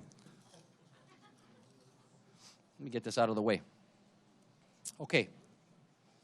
You know, I have to say, over the course of the last 10 years, we have been here inside of this studio space, inside the green screen hangar. Okay. Let me see. They're sending me a message here. Okay, perfect. We're ready to roll. Kyle, am I getting a thumbs up? Yes, I am. Yes, I am. Okay. Now, I have to say, over the course of 10 years, we have been inside the green screen hangar. It's been an extremely important event. We've had a chance to see students like they were in the back a moment ago come in for the first time. We see people come for the first time, come and go.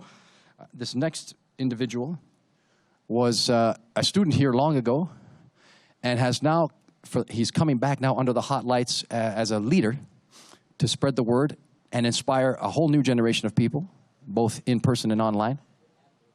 Say again? Okay, but before we do that, we're doing an ad break. Thank you for reminding me. So we'll be right back after this.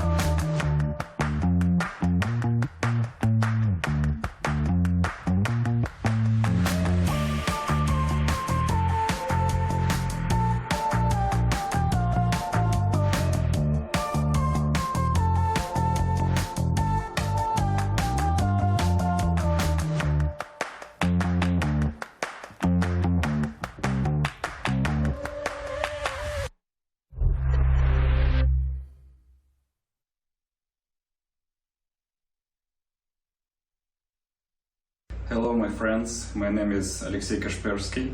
I'm creative director in the VFX storytelling company, and I'm using ZBrush for already around 16 years. My first artwork was done in 2008.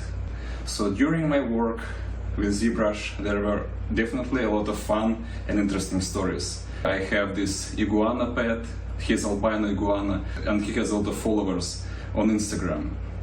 So one day I decided to make dragon wings for him. So I used the ZBrush, I created this wings model, I did the textures for them, and I did the Photoshop where I combined those 3D wings, ZBrush wings, with the actual photo of the reptile. And of course most of the people really enjoyed it, but there was a group of people who wasn't able to understand the concept of something being created virtually. And they thought that these wings are created from plastic, like real-life plastic wings. And when I was trying to explain that, no guys, this is something that CGI, that something is created on a computer. So what happened at the end? They made a complaint to the animal rescue organization that I'm hurting animals and I'm hurting my animal that I have at home by gluing real-life wings to its body, which is complete nonsense. So yeah, that was kind of funny story. I am thankful to our ZBrush community for all the feedback and for all the love that I saw both from the members of that community and also from the Pixelogic team. These wonderful people. Love you guys. Thank you for all your work. Thank you for all your attention to us, just regular artists. Much love. See you.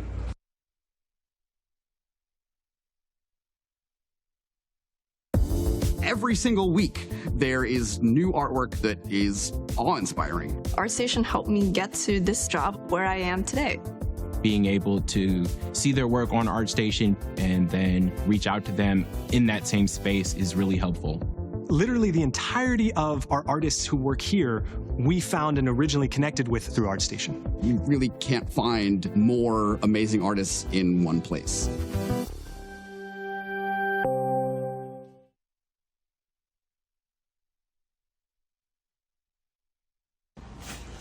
Hi there, my name's Cesar DeCall Jr. I'm a creature art director working for the film and television industry. I've been involved with ZBrush since version 1.5. It's been one heck of a journey. I use it every single day on so many different productions, on Stranger Things, on Umbrella Academy, and it's been nothing but a joy throughout my entire journey. For ZBrush 3, I was part of the beta testing team. I was part of the beta for many years, and I had the immense privilege of receiving a message from Jaime saying that my image had been chosen as the image that would be going out to announce the new ZBrush 3, and so I'm eternally grateful for that as well. I have bought in hook, line, and sinker. Everywhere I go, I spread the gospel of goodness that ZBrush is. I've often said that I believe it's one of those things that I will be continuing to do even in my retirement. I love teaching it. I love seeing the excitement. I love seeing the aha moments that people have when they get in there. And so, if you're new to ZBrush, keep plugging away because the journey is worth it. And before you know it, 20 years have gone by.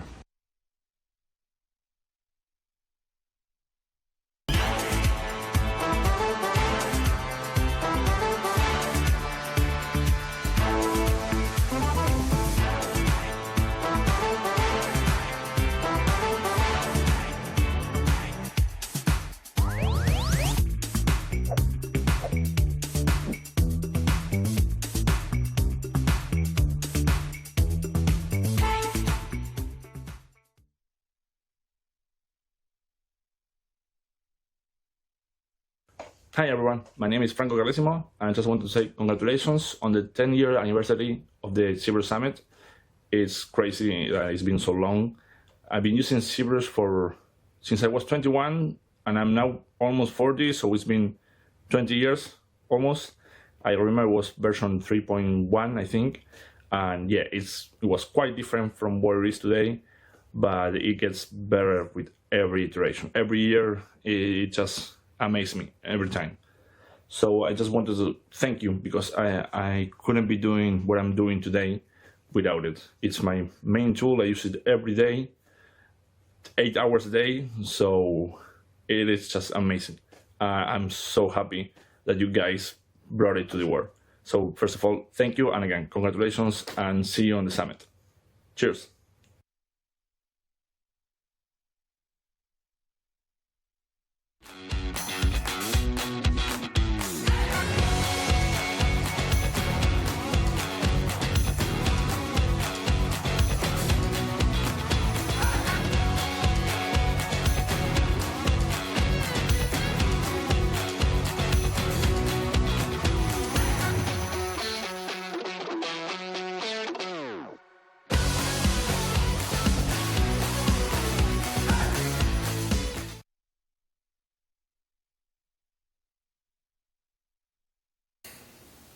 My name is Jonathan Berube, and I'm a director and VFX art director.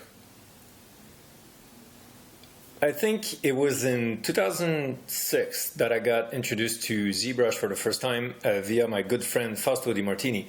And at the time, we were both at Blizzard Cinematics, where ZBrush came about as a very post-production tool. It was all towards the application of pre-rendered cinematics. It was all about detailing high-poly characters and displacement map and things like that. And 20 years later, I found myself working once again with my good friend Fausto Di Martini, and this time in the context of pre-production, where we're both on the Avatar sequels in the art department, where every creature designer, every concept artist and character designer is using ZBrush as their main concept art tool. And I think it goes to show the ease of use and how intuitive ZBrush is, that it started from a post-production tool and found its way all the way to the pre-production, where it's all about generating ideas quickly.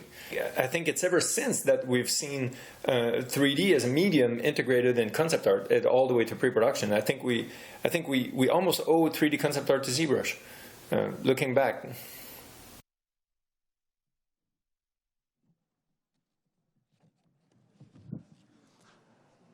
Ladies and gentlemen, boys and girls, live from the green screen hangar inside the shadow of the Hollywood sign, I'm your host, Louis Tucci, for the 10th anniversary. He's looking for me. Where's he coming from? He's coming from the shadows. The 10th anniversary ZBrush Summit. I want to welcome everybody back. Day numero uno, number one, numero uno.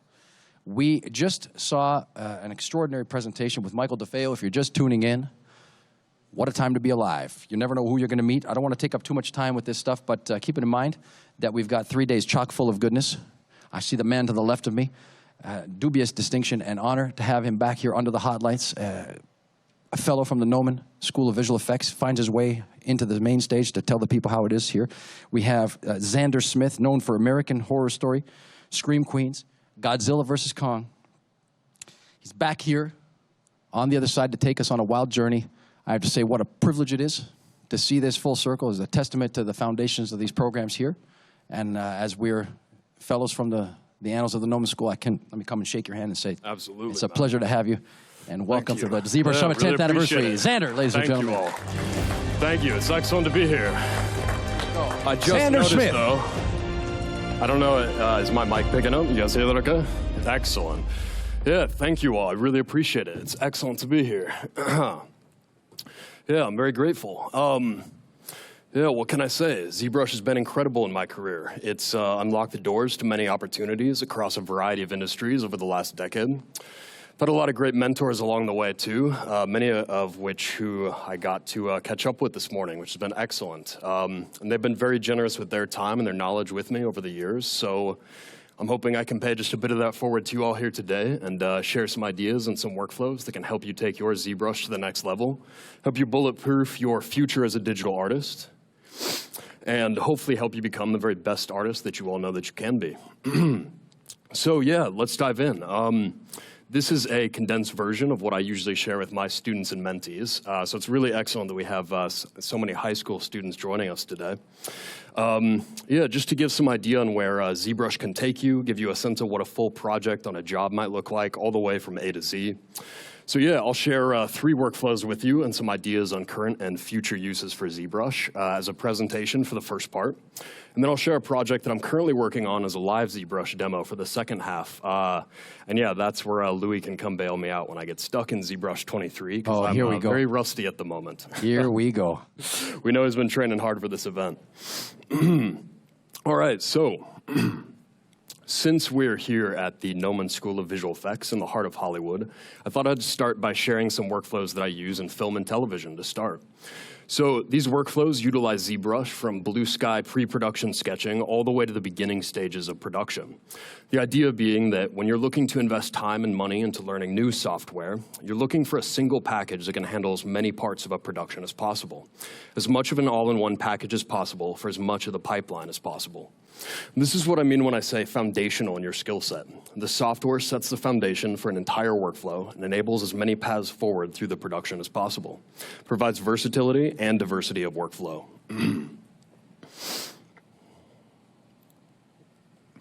To illustrate this, I'd love to share with you a workflow that I used back in 2017, 2018 for American Horror Story Apocalypse. And of course, I still use this workflow and many workflows similar to it on TV and film jobs to this day. So I worked under costume designer Lou Eyrich to create costume pieces from thumbnail sketch to final illustration, and also to sculpt and model the final pieces as 3D printed props worn by the actors. One of the hero costume designs I worked on was this dystopian, futuristic version of a plague doctor. So we had this solid foundation to start from design-wise, since the plague doctor has so much historical context. We were searching for an update to the design, something that was true to the original, yet future-facing, apocalyptic. And so here's where we started. This is just a handful of our rough sketches you can see up here on the left. We partnered ZBrush with Photoshop for some extra punch in this case, and Photoshop primarily to paint and photo bash the cloth pieces in, and then ZBrush really where the magic happens. We use that to block in the masks using primitive shapes to block in the form language before painting over, because we knew from the start that we wanted the mask to be very custom, and 3D printing was a likely potential option. So of course I leapt at the chance and got straight into ZBrush. And you can see here, these are some early lighting tests we did. What's very cool about this is that originally how the script writers had seen this kind of mask, they didn't know that it was going to be transparent. That was an idea we had to make it more futuristic. And so they worried that if it was transparent, they wouldn't have this nice reveal moment, when the actor takes it off at the beginning. And when they saw this transparent mask, they loved it, like I said, but they thought they'd lose that moment. But because we were already in 3D, I was able to quickly do these lighting tests and basically show them that if you, cast this kind of slice of light over the top planes of the mask, that you could still kind of get that obscuration of the character underneath and still get that moment that they were looking for. So right out the gate, ZBrush being very powerful in a 3D workflow, even though we're at, the concept art stage. So more refinement of the mask once that direction was approved and we got the entire production on board. You can see how 3D also gives production more confidence when going into 3D printing as well. At any time along the way, I can send this over to the props so that they can start test printing to fit on actors, trying out materials to finish, things like that. So being able to do that even at that early stage of production, very, very powerful. Yeah, the final design, it turned out to be pretty simplistic, just like its leather origins. We really, if you saw those sketches too that we started with, always started like with much more designy kind of takes on it. But we really started stripping everything away, got into the basics here. And so it's really just these two elements that make up the mask, starting from simple primitives for these secondary shapes, and then using ZModeler to give detail to the primitives, keeping them clean and watertight, keeping the geometry flowing as we went. That way it's easy to share with other artists, easy to render, easy to print. And then for the transparent piece, basically just a traditional sculpture workflow. Using all the sculpture brushes that come preloaded into ZBrush to get the shape down, and then ZRemesher to clean the topology and bring the final model together. And here's our final approved model. We did one last batch of renders to look at how the landmarks of the mask line up with landmarks of the actor's face, showing off the piece from various camera angles before sending to props for final 3D printing.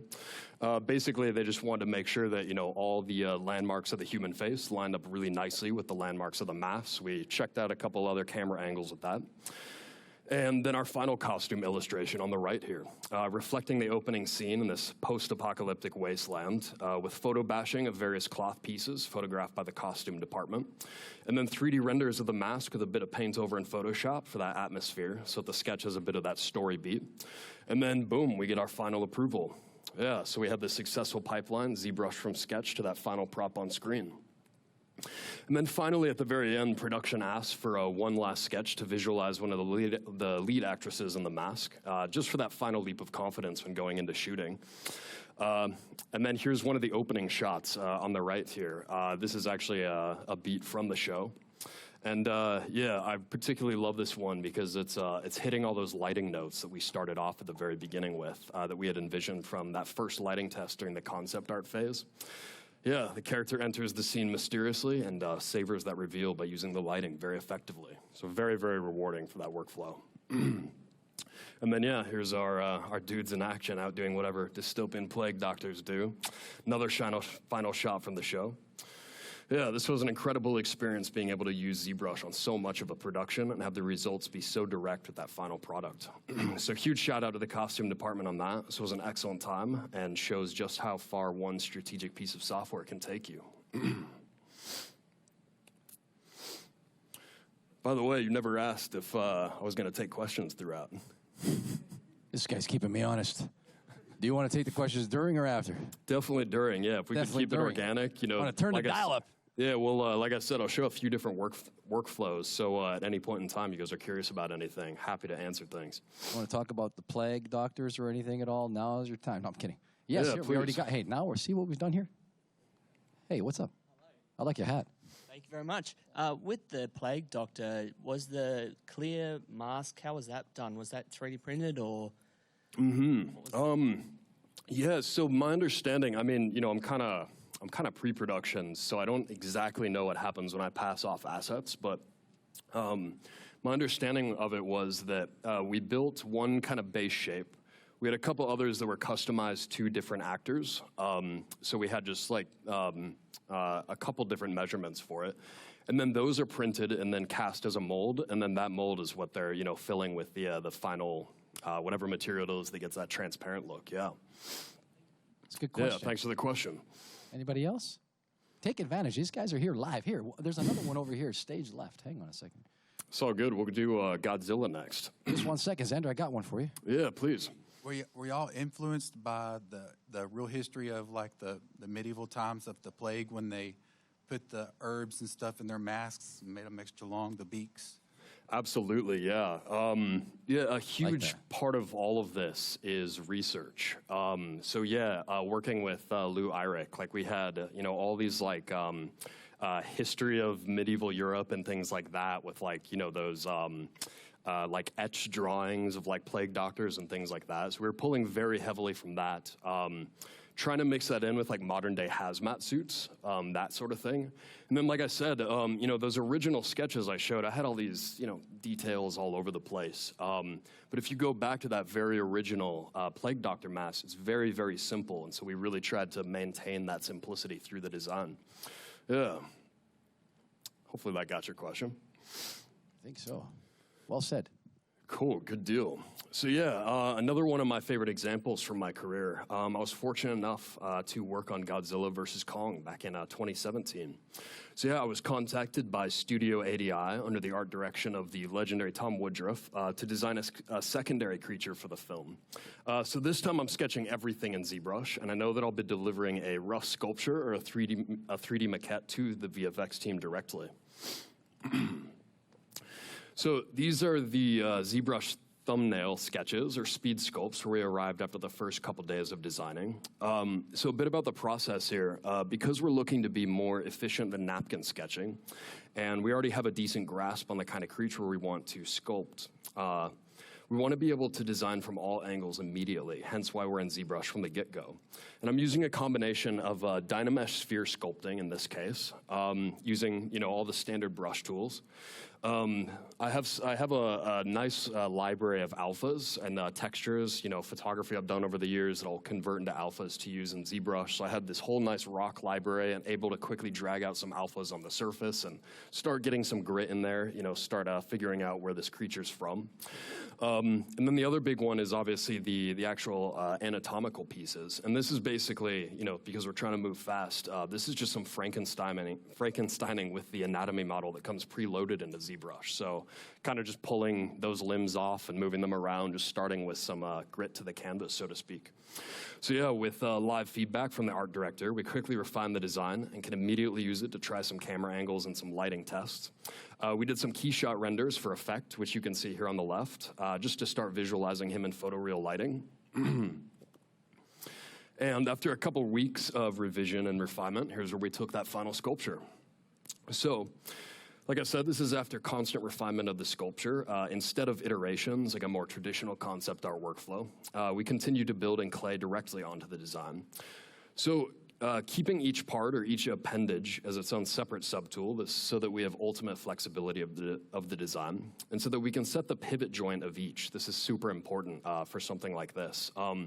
So basically, we could do these mini animation tests on the fly so that we can get a sense of its movement and locomotion early on, because let's be real here, the leg design is just a bit fantastical, especially this little area right here. But yeah, we got it to work, and the final animations turned out really excellent. So huge shout out to the animation department on that team. Absolutely rocked it. Yeah, so another huge advantage was being able to send over the sculpt to the modeling and animation teams ahead of time. So basically, they can be working with assets while we're still kind of designing, and we can kind of inform both departments that way. So yeah, very valuable workflow. So while they were doing those tests, we actually went back to concept, and I started doing some paint over to try out some different color palettes and textures, and even try out a couple other ideas that production thought of along the way. Yeah, at some point the producers wanted to try out this kind of diamond encrusted version. I think it was kind of an homage to Godzilla from the 80s, with like the diamonds on the back. So yeah, we were able to easily render out our current sculpture, do some paint and photo bash on top to test out their ideas. They hit us with a bunch of crazy ideas, but this is the only one I thought I should share. But ultimately, this one became our final concept, and I used it to do a quick first pass at poly paint and ZBrush for the texture artists. So they had some color and some brush strokes to start from instead of just raw digital clay. So yeah, this was the final model passed off. And then our final sculpture here, delivering both the T-pose mesh with clean subdivisions and topology as both a base for the animators and the final sculptors and modelers, as well as sending this pose version over here for movement reference. And this guy here was actually a result of one of those mini animation tests we did, where we posed him kind of doing a lunge or a twist, as he jumps from a cavern, something like that. But what was really cool about this is it also gives us the ability to start prep for a 3D print of the sculpture, which could be used as a live maquette for production and printed as a showpiece for the studio. Ultimately, though, it was decided it wasn't worth the budget. So you can see it's basically unfinished. It's not a watertight print-ready mesh. But what's really nice in a workflow like this is that not only are we, tackling the design, having an asset that we can be passing off, but at any point along the way, we can definitely take something like this and 3D print it as well. So kind of tackling all of these areas of production all at the same time. And then I always really liked this top view. This would have looked really cool. In the film, they're kind of in this like center Earth area, and all the actors, look up at the sky above, and you're actually seeing the crust of the Earth. And you'd see these guys crawling through the rocks from below, and you'd get a view like this. Yeah, but I loved how the final scene turned out. One of these guys pops out of the ground and gets stomped by Kong and instantly killed. So definitely a career highlight for me. You can really see how true the design is to the concept sculpt. Everything from the anatomy detail, the movement, even down to the placement of the rocks on the carapace. So yeah, very rewarding to see our design to come to life and be so true to that original concept. That's the power of 3D in a concept workflow. Yeah, again, ZBrush being powerful from sketch to screen. Well said. Mm-hmm. It's Clap for a minute here. This is looking good. A little louder. Thank you all. Any questions? Yeah, we got some questions in the front row. Hey, what's up? Hi guys. Hello. I'd like to ask, how far do you go with the sculpture, and what kind of details you put after that in the photo mashing step? How far do you go in the sculpt? Definitely. I mean, it really depends on the production, especially like in television, like with the American Horror stuff, we're moving at lightning speed. So really it's like how much I can get in there, you know, as possible. For something like this, for a film, we typically do have some more time on a piece. And I'll kind of, yeah, so you can see it's not terribly far. Like, it's hard for me to consider this a sculpture. This is more a concept sculpt or a speed sculpt. So, yeah, I'm trying to think. Man, it just really depends on that production. But I would say, like, as long as kind of everything is addressed, you know, there's some things that every department that's going to be looking at this has enough where they understand what's going on, then I feel like the job is done, and that's as far as, you know, it needs to be taken. But then, obviously, you know, I'm kind of more on the pre-production concept stage, but there's going to be a whole other team of artists who, you know, will take a sculpt like this and, you know, do a whole, you know, second sculpting pass so that it really gets that photorealism. You know, this right here, this sculpture is way more photoreal than the sculpt I passed off to them. So there's still a huge gap in quality there. But I think ideally, and where I think this whole workflow is going, is that at the concept stage, you will be building something that is absolutely photoreal. And I definitely think that for artists that want to be working in you know, photoreal mediums, that's what you should be aiming for. Absolutely. That's well said. There's another question up front here. Howdy. You briefly touched on the rather unique order of the appendages there. Do you mind just elaborating for just a second on that design decision? Because it inherently brings a lot of challenges to it as well. But 100%. Yeah, it is a weird design decision. I like it. But I think that was actually my art director, Tom Woodruff. I think, so basically, for those of you who know Studio ADI, they've been doing like practical monster effects for films for like probably 3 or more decades. Something tells me he had just seen every potential possibility for legs and monsters and crabs so far, and he was really like, we have to try something different for it. And he's like, let's try overlapping them. And I was like, all right, let's do it. So I'm fairly certain that's where that came from. Would you say it was handled in a modular way, like muscular-wise, like from a musculature standpoint? You just handle like one piece of it and put it over? Or are you trying to just sculpt it using Dynamish? Sorry, how do you mean for the appendages? Yeah. In concert with that. Is that like something you would handle segment-wise, or would you just go at it like one piece at a time, like Dynamish? Yeah. For this case, because we were starting with the, you know, just the human anatomy model in ZBrush, you know, it's all one subtool. So what's really nice is you can split that into individual pieces. But if I remember correctly, I think I just took a human leg, bent it backwards, and kind of just sculpted straight onto that anatomy. And then later on, you know, each of these pieces is its own subtool. Like I said, that way we can set the joints and play with it and That's what I meant. watch that live. Yeah. Perfect. And so they have their own polygroups and all that jazz. Exactly. Okay. Yeah. That's a good workflow.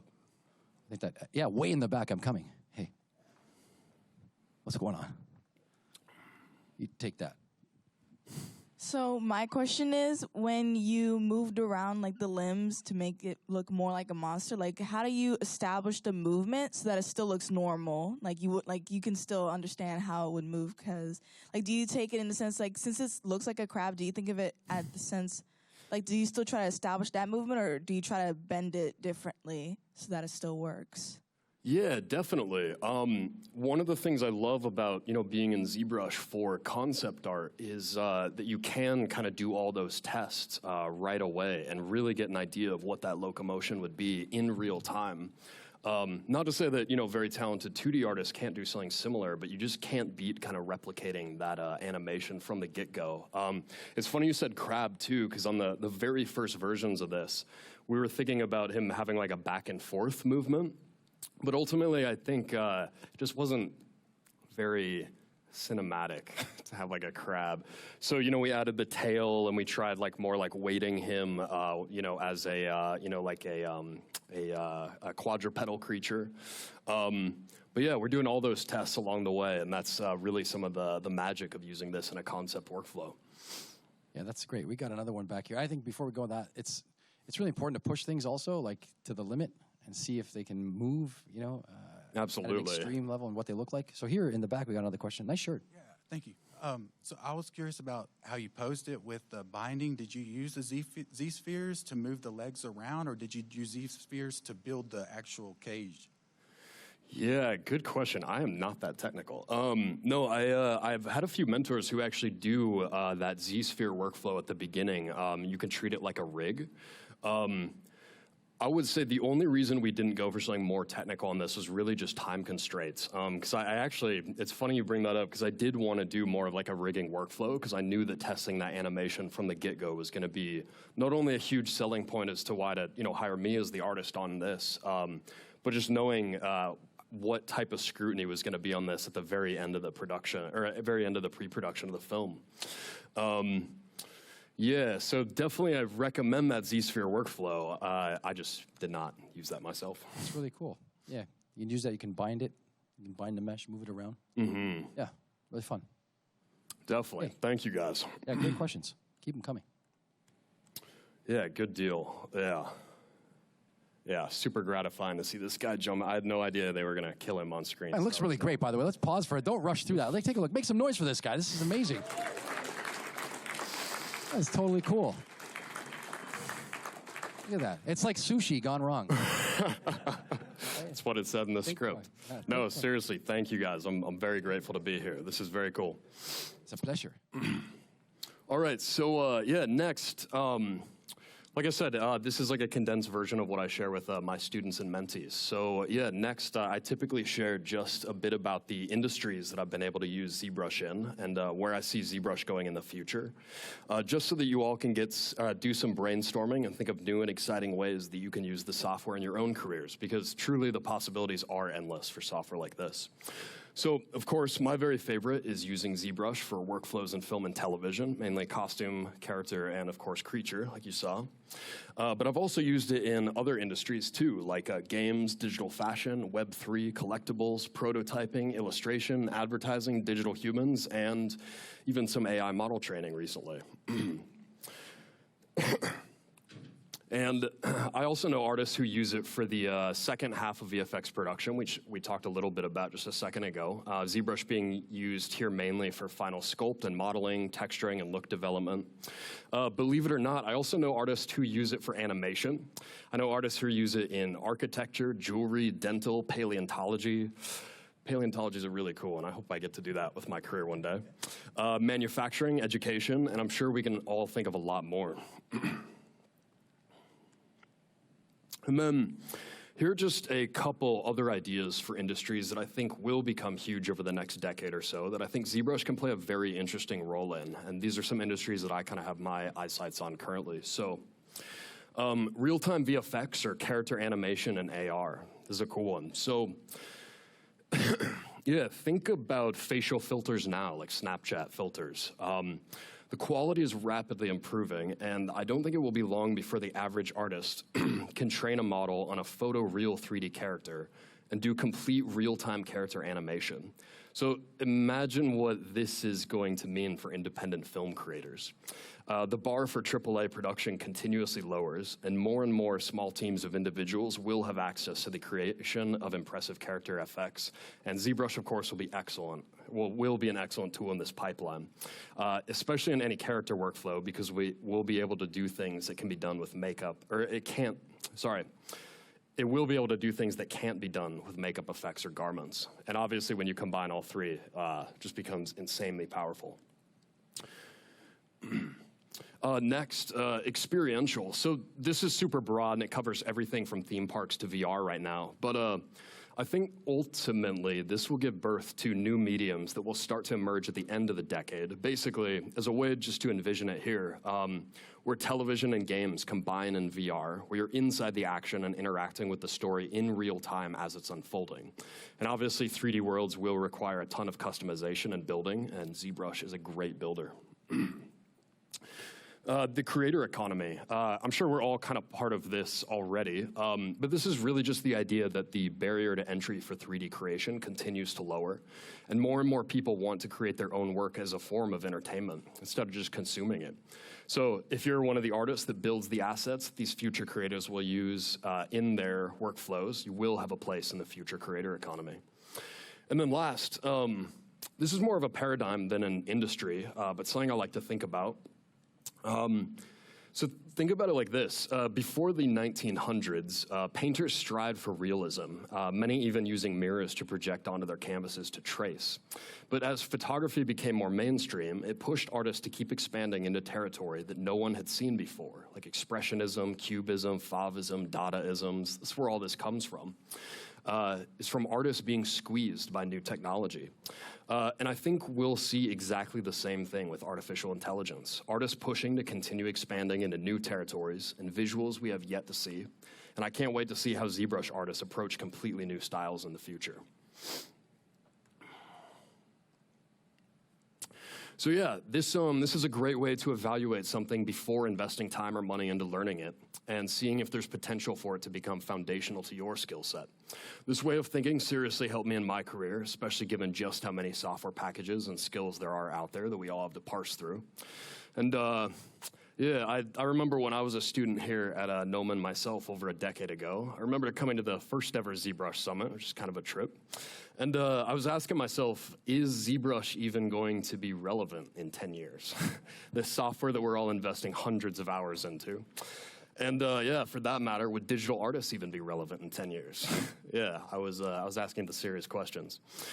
I'm sure all these questions are weighing even more heavily on all of you nowadays with our current technological revolution underway and the current turbulence of our entertainment industries right now. But needless to say, my existential dread was unfounded. ZBrush has paid off brilliantly, and I think has every reason to continue to go strong for another decade and more. Yeah, if you work hard and invest yourself into foundational software packages like ZBrush, you will have a place in the future of entertainment. Absolutely. Oh, don't worry, I got more.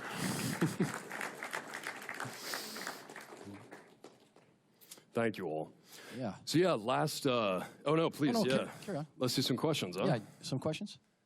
Be a good spot to leave off for some. Anybody got some questions? Yes, there's a question right here. Hey. Thank you. First of all, wonderful artworks. Very impressed. Thank you Second, very much, You man. mentioned the AI used in the future of artists, and being an artist, I understand the influence of AI from director's standpoint and from production standpoint. But what's your take on AI as an artist? Absolutely. Louis, I knew I was going to get hit with the AI question. Oh, it's no problem. We can have a discussion on it. Yeah, no, it's controversial. I mainly want to keep it to ZBrush, but you know, it has done damage to our industries, especially myself as a concept artist. I know that this is the case. But I also think that it has incredible ability to make us wildly more productive and more imaginative. And I know that we're going through kind of a squeeze at the moment with this technology, but I think that it also has the capability of making us all wildly more productive. So yeah, I understand it has some bads right now, but I'm very focused on the goods that it's going to do and how it's going to keep expanding us into this next creative renaissance that we're going to go through. And definitely human artists are going to be a huge part of it, absolutely. Thank you, You got a thumbs up there. And a question way in the back. Yeah. Let me get to you. Yeah, please. Hit Deep into the bowels of the green screen hangar. What would you say is your favorite part about using ZBrush? Oh, man, all of it. I've probably used ZBrush, man, almost every single day for the past decade. It'd be hard for me to say, like, what's my favorite.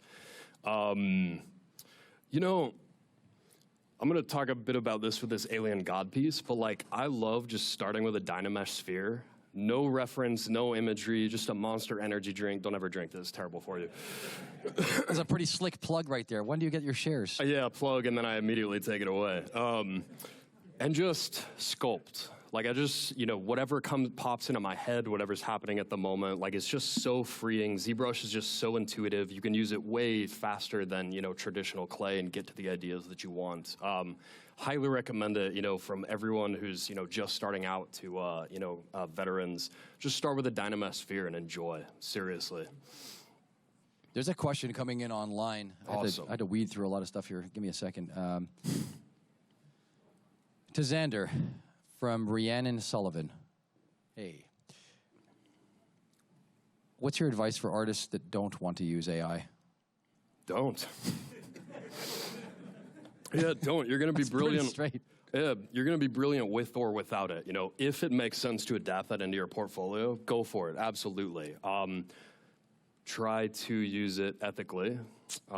Those of you interested in hearing more about that, we could definitely talk afterwards. But there's so much that you can be doing where you don't need artificial intelligence at all, or in the least bit, use it to automate the boring processes. Like, when are we going to get some AI UVing? But yeah, it's funny because we're seeing like a contraction in various industries, and I'm seeing others absolutely blow up that don't require AI at all. There's more creative opportunity in the world than ever before in human history. It might not feel that way at the moment, but you don't need AI for that. You can be absolutely brilliant without it. Absolutely. Yeah, there was once a time when there were no electric guitars or no electric guitar pedals, and we were creating them. People still play acoustic guitars, and exactly. And the world isn't burning. They, I think they wanted like some advice, though.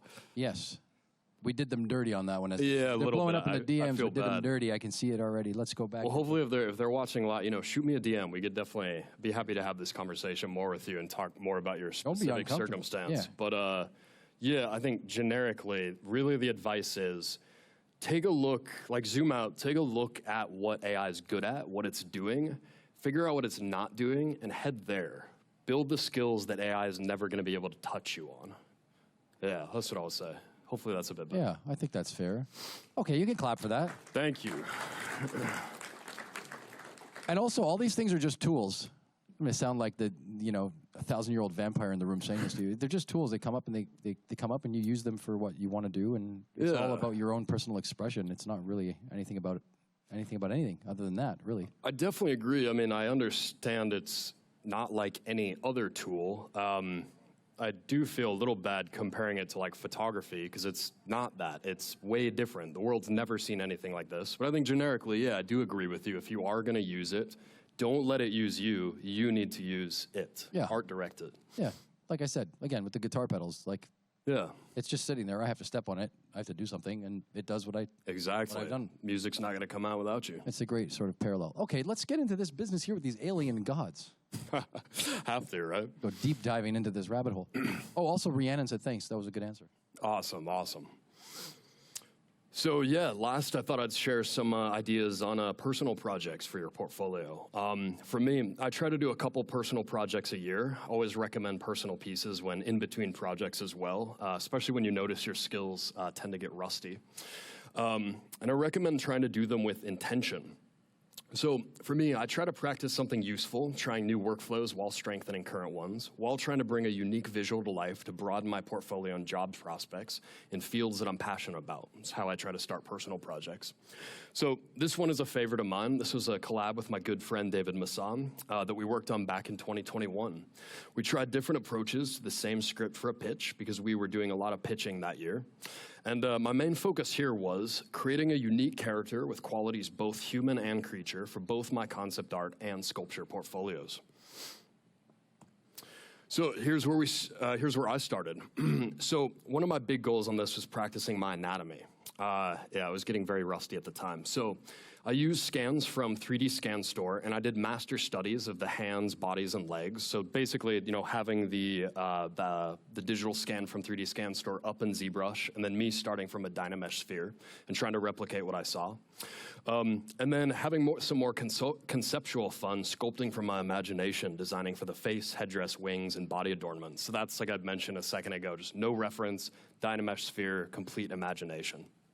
So yeah, focus on pushing my sculpting skills, both technically and conceptually, and trying new workflows between ZBrush, Photoshop, and KeyShot for the final renders to try to set a new pace and a new standard for a concept pitch package. So yeah, these are sketches using my anatomy studies, which I combine all into one Dynamesh form. So yeah, just pushing and pulling forms, move brush, just 70% of the work on any project. H-polish, stamp standard, clay buildup. For those of you who are just starting ZBrush, these are just brush tools that come preloaded into ZBrush. You could do, basically anything with. Yeah, and then rendering out various material studies and doing some paint over in Photoshop on top of the rough sculpture. So these are just a couple, kind of design explorations we were going on. We were bouncing ideas back and forth and trying crazy things. And then this was my friend David's approach. This is all his work. He's one of my absolute favorite working concept artists today, absolutely brilliant. So he's using painting much more heavily to find the design in the beginning, more of a traditional 2D concept workflow, laying the foundation for that, or laying the foundation in 2D, and then returning to ZBrush for that refinement. And you can see the final design here and how far David took it.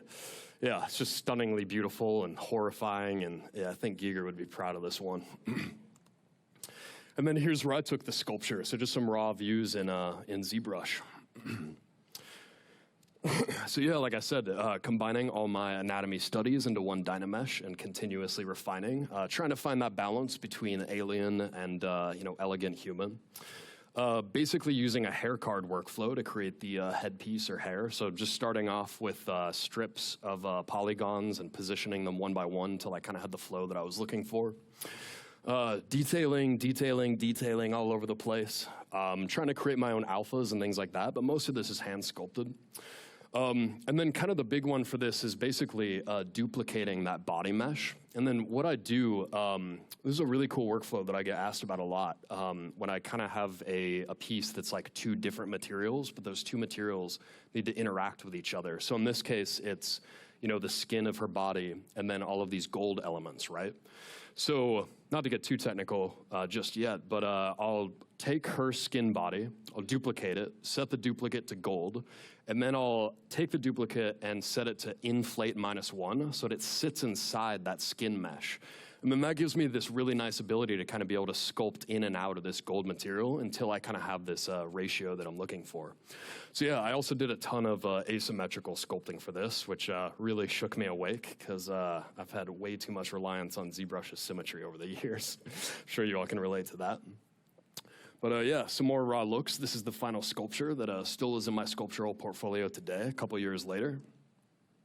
And then here's the final concept render, and this is still in my concept art portfolio to this day as well. So yeah, this helped me set the pace for my concept art for the next year, 2 years really, and opened up opportunities in film and television. And interestingly enough, this was the first piece that opened the door to digital fashion for me. Yeah, all industries that I'm very passionate about. So for fun at the end of a project, I always do some creative renders, like our version in pink, had to do that. And on the far right, this is the first render from my collab with the digital fashion house in London called Ouroboros. We sculpted a new flowing hair piece for her, and then soon she'll be wearing pieces from their upcoming digital fashion collection. And then last but not least, yeah, please, for the love of God, have some fun with your art just for a second. Yeah, my favorite part of concept, of course, is the iterations, which are incredibly fun to do once you've invested so much time into sculpting. Doing quick paint overs and renders at the end is like that cherry on top. Obviously, I had to do a red version. I'm obsessed with the red palette at the moment. Did a silver version for Ouroboros, and then just a couple others just to have some fun with it. But yeah, foundational tools for a foundational portfolio, and yeah, obviously alien goddesses are a staple in that. So yeah, this is how I've used ZBrush in my career. I'm incredibly fortunate, and I can't wait for the next decade of using this tool. Yeah, I hope I've given you all some ideas for your own paths forward as digital artists today. I know that if you work hard, dedicate yourself, all the good stuff, and I know you guys know, and approach learning in foundational ways, you too will be able to build pipelines that reach far into the future and ensure that you will be able to keep creating and designing for a very long time to come. Yeah, you guys are brilliant. Keep ZBrushing, keep creating. I promise you it's going to pay off. Thank you all. Appreciate it. Way to go, Xander Smith. We have... Don't worry, we got some demo going too. But yeah, please feel free to always reach out to me. I'm on Instagram, at @XanderSmith_design. I'm happy to share ideas and talk through any career artistic questions. I'm also opening up a few slots in my mentorship program a bit later in the year, so reach out to me if that's something that interests you. And yeah, be sure to stop by for a one-on-one portfolio review today at 3:30. Yeah, if you want to jump into that as well. I'm so glad you said that, because that continues outside. It's open to everybody. Portfolio reviews. Take advantage of that if you're here. It's really important to do that. Hey, there's a couple questions coming in online, and we are now opening it up officially to questions from around the globe. The sculpts are gorgeous, says Modest NPC. Super appreciate that. Thank you. Yeah. Give it up one more time for Xander Smith. Seriously, thank you all. Thank Nezumi wants to know, how many pieces would you consider enough for a portfolio? Man, one, if it's brilliant. One brilliant piece gets you on the cover of the magazine. Absolutely. It's a true story. Man, that's a tough question, because like I've seen portfolios like 100 pieces, but if none of them jump out, you kind of get lost in the weeds kind of thing. I think more typically when I'm hiring artists, I really kind of look at 3 foundational pieces that they share. I always ask for kind of more condensed portfolios. I really just need to see like what you're great at, and then just make sure that you're stepping on the gas of that in your portfolio. But yeah. Don't get lost in the weeds of like, I need to have a piece for every single industry, this or that. Like, pick what you want to do, create a brilliant piece of work, and start reaching out immediately. When you're reaching out to the studios, keep ZBrushing, during the night, and build a portfolio that way. Okay, good. We got 15 minutes left, okay? 15, all right. Yeah, so I'm gonna go through a couple more here. Let's see here. We've got, some people want me to tell you have a great voice. Cool. Thank you. One person up in here is talking about the voice of Keanu Reeves. I like it. Okay. Yes, give him a round of applause. Yeah, well done. Cheers Xander for Smith. Keanu Reeves. Cheers to Keanu Reeves. I will take it. Yeah. Someone here is going to be emailing you questions like crazy. All jokes aside, when is the perfect moment, or when is a good moment to start polishing and detailing your models? Yeah. Never. Stick to the foundation. No, very similar to the first presenter. I'm so sorry, I'm forgetting his name. Michael DeFeo. Yes, similar to Michael DeFeo. He really put a lot of emphasis on those primary shapes to start. For me, I don't think we'll totally have time to get into it, but like every time I'm starting something, I start from like a 6-sided cube. Like even for like a human head, everything starts very, very simply. And then to answer the question, only when you have a very, very solid grasp on your piece from that primitives, as in if you were to cast light and render it, it still needs to read even before all the detailing. But once you have that, go nuts with the detailing. Yeah, the principal foundation should be there. Absolutely. Or squint and look at it and say, oh, that looks good. Okay, anybody else in the live studio audience? Yes. Okay, so we like to do these personal projects, right? We Absolutely, work, but we explore a lot on these personal projects. I notice, like, for me, like every 5 years, I kind of like stumble over something that I really like to do that I learned. Is there any one or two things, like, in your fun time, in your exploration time, any one or two techniques or things that stand out to you that you've learned recently in the last like couple years or so? Yeah, I mean a lot for sure. Any like related to any specific industry or specific thing like that, or just kind of generically? Well, let's just keep it generic. Any kind of maybe a tool, a brush, a technique, a concept, a theory, shape, form, anything that stands out? Yeah, man, I want to give you something cool for this.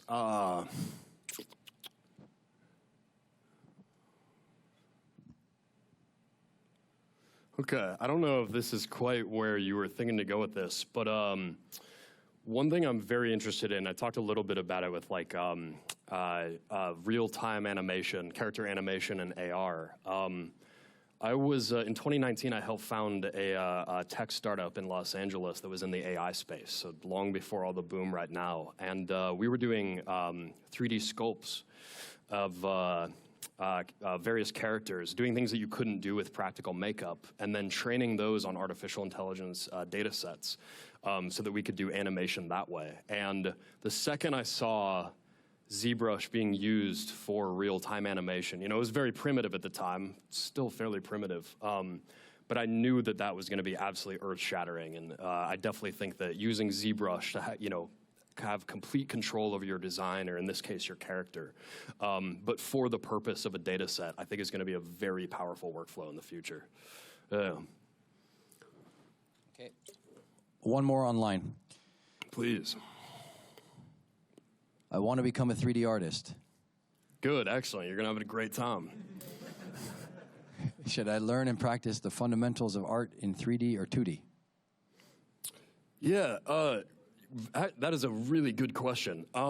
So when I was a student, man, I was like a wiry 18-year-old, and I was told pick 2D or pick 3D. And I had a lot of great mentors. This is very solid advice that I did not take myself. I did both. And I seriously think that I'm kind of lacking in each. Like neither one of them, I think, is like at that mastery state. That's very humble of you, but your models are wonderful. Thank you. Seriously, appreciate it. You I can got a clap ways now. to go. That's the part where you clap. Yeah. They're acting like it's like 7 o'clock in the evening. Can we try one more time? No, that...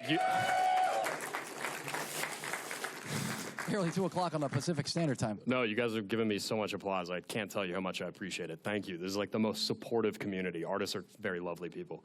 Sorry, what was the question one more time? 2D or 3D? Basically, what you know? How should they start off? Yeah, absolutely. They want to be a 3D artist, though. Yeah, if you want to be a 3D artist, don't get me wrong, learning 2D will give you like some very valuable insight, especially when it has to do with form and your visual interpretation of things. But how I might approach it now is like, if you want to be a 3D artist, spend 85, 90% of your time in 3D. That last 10%, draw from life, because that's really going to teach you about form. You know, go to life drawing workshops, things like that. But yeah, go really hard on focusing on just the fundamentals of 3D, I would say. That's good. But balance it. Balance it. It's very important. You could also just go to a public place and stare at people, oddly. Which I do, yeah. It's a bit of a come on, but okay. Let's see here. You've got about 10 minutes. Good deal. Yeah.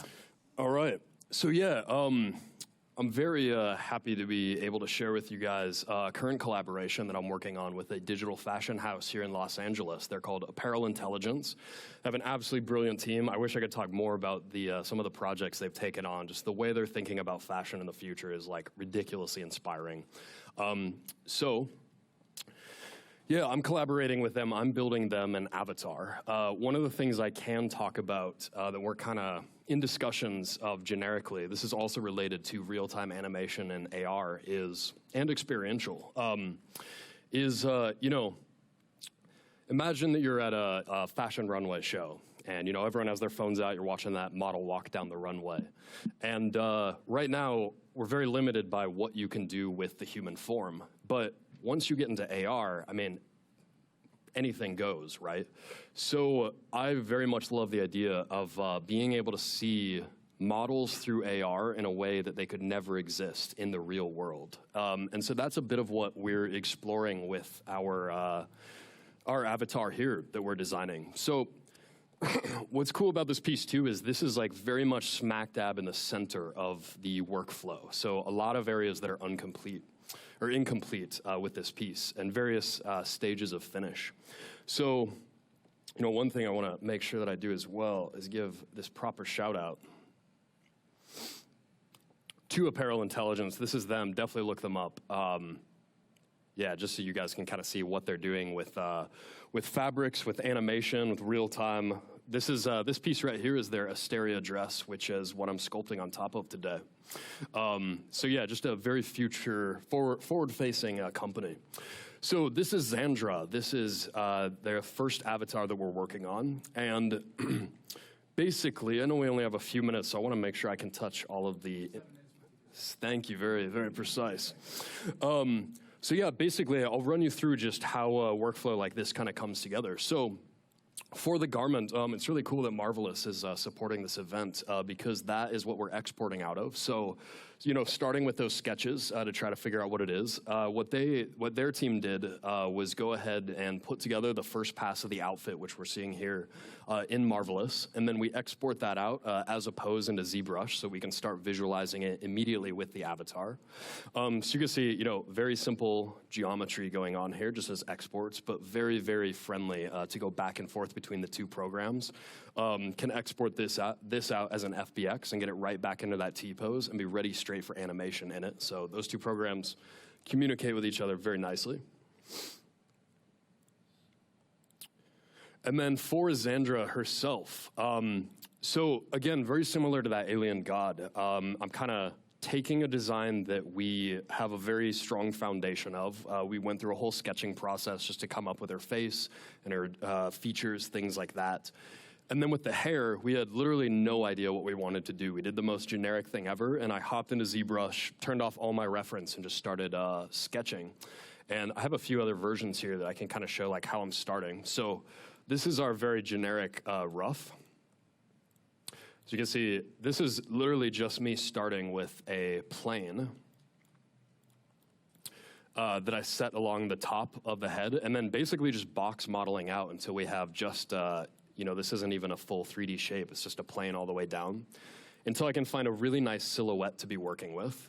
And that gives me a really nice base to start sculpting into, and we kind of, that's when we start bringing the reference boards together, things like that, once I have some generic movements forward. So once I was kind of playing with these are like reference from these, I think they're like underwater sponges with kind of that undulation. Once we had that, then we started finding all this underwater reference and bioluminescent animals, things like that.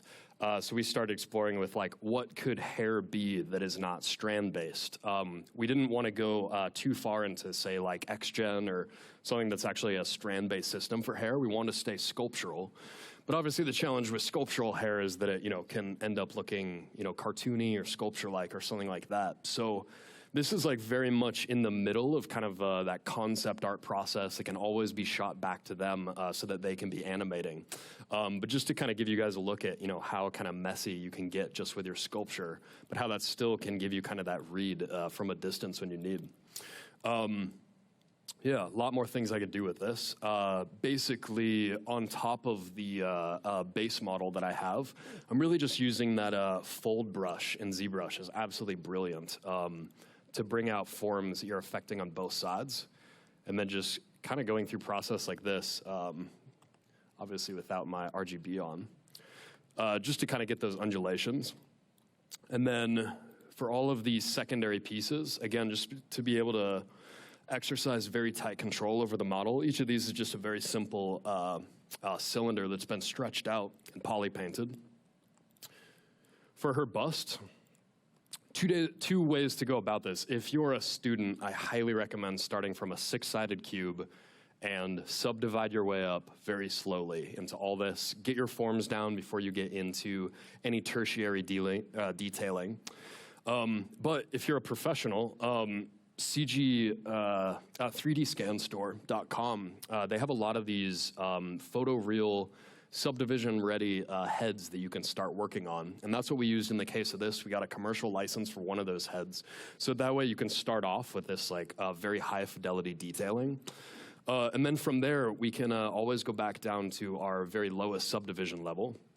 And then just start pushing and pulling the forms out, matching our concept, doing everything in real time. You can see how simple I like to keep all my topology along the way. The asset from 3D Scan Store definitely keeps us on track with that. But this is very doable starting from a box as well. And then once we have that, that way, this kind of answers that question before. That's when you kind of start going into that tertiary detailing, and then start hand placing all the accents, things like that. Once we had that going, this is so unfortunate too. I just realized my eyes are a bit messed up. But there we go. That looks better. Let's grab the other one.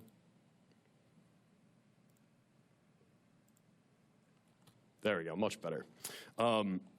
Yeah, so forgot where I was at, but yeah, so once we have that, then we can like start placing the eyeballs. This is actually just hand sculpted those irises. You see just coming in here, getting some photo reference in, and then just like basically just standard brush, clay buildup, things like that, start getting that detailing going.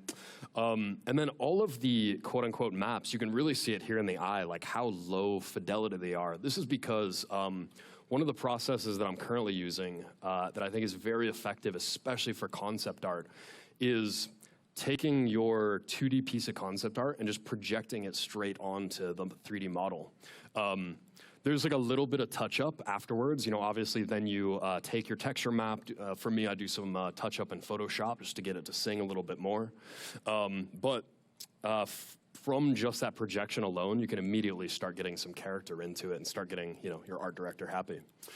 Same thing with the eyes, just projecting that model straight into it. You can see that's why they're still pretty rough, but effective. And then the other thing that we were really designing for with this kind of future-facing way of thinking was this makeup effect here. So what we want to do ultimately is like have a filter in AR so that you can have this kind of animated makeup effect going across the face. And so for me, what I want to do was I'm kind of designing for that effect, but I want it to also be a part of the sculpt itself so that it, you know, still has a sculptural feel to it and it's not just, you know, painted in or something like that. But then also to have something that's like well designed out and actually in 3D so that it could be passed to VFX and they can interpret that really nicely.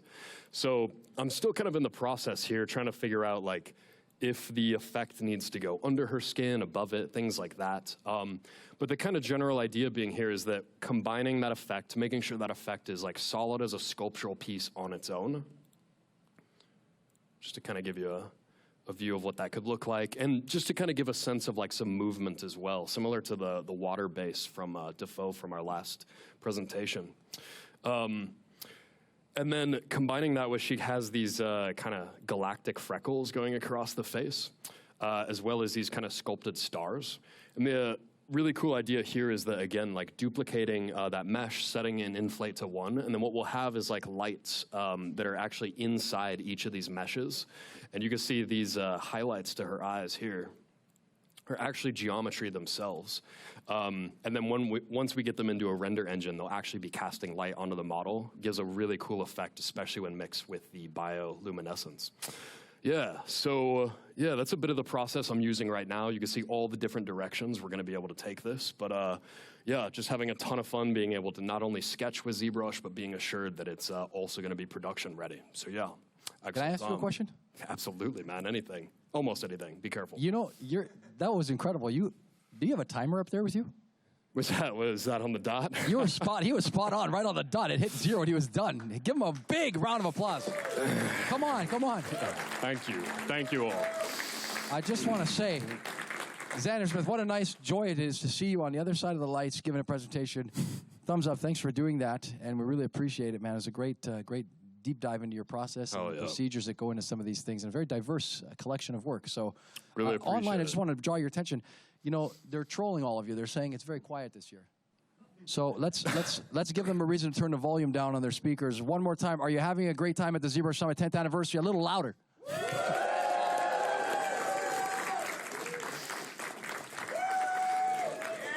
Right, that's the type of thing that we're looking for. Okay, thank you so much. I think at this particular point, we want to thank, again, our sponsor, Marvelous Designer, today.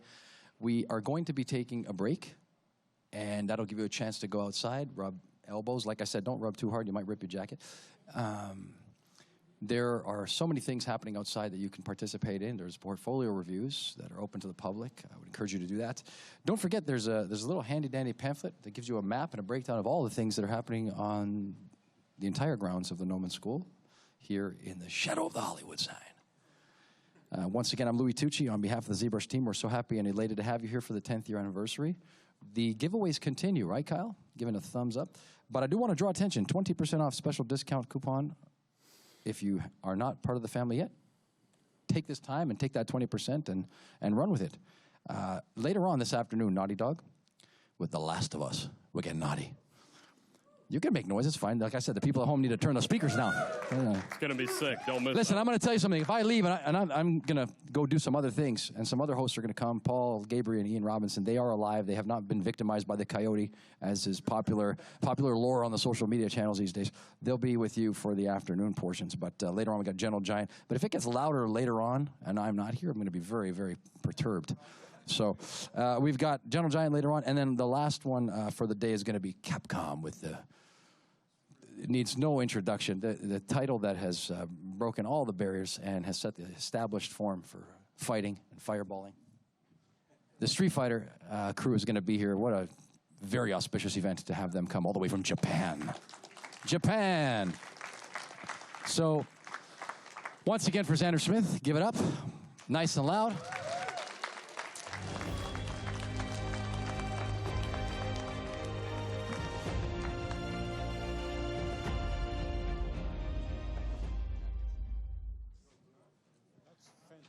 We are doing giveaways. Where are you running to? Hold on a second. Sit. What the? I said we're giving away stuff. I said we're doing giveaways. Hang on a minute. Everybody chill. I did not. This is the structure of this thing. I say hang on, you hang on. I know it's two. You guys, ask you guys to just go over there for 1 second. Thank you again. We're going to get, where's my bowl? Somebody's taken the bowl. Oh, here comes the bowl. Thank you. What do you call, there was once, thank you very much, I really appreciate it. Once they had a porter. What do you call a person who carries the bowl? Okay, we're only going to do two. Because it's time for the break and you go get yourself some delicious eats or something. I don't know if you're into that. Ticket number, clearly it starts at 600 at this point. 600,000, obviously. 6083. 6083. 6083. Oh, yes. If it isn't your lucky day.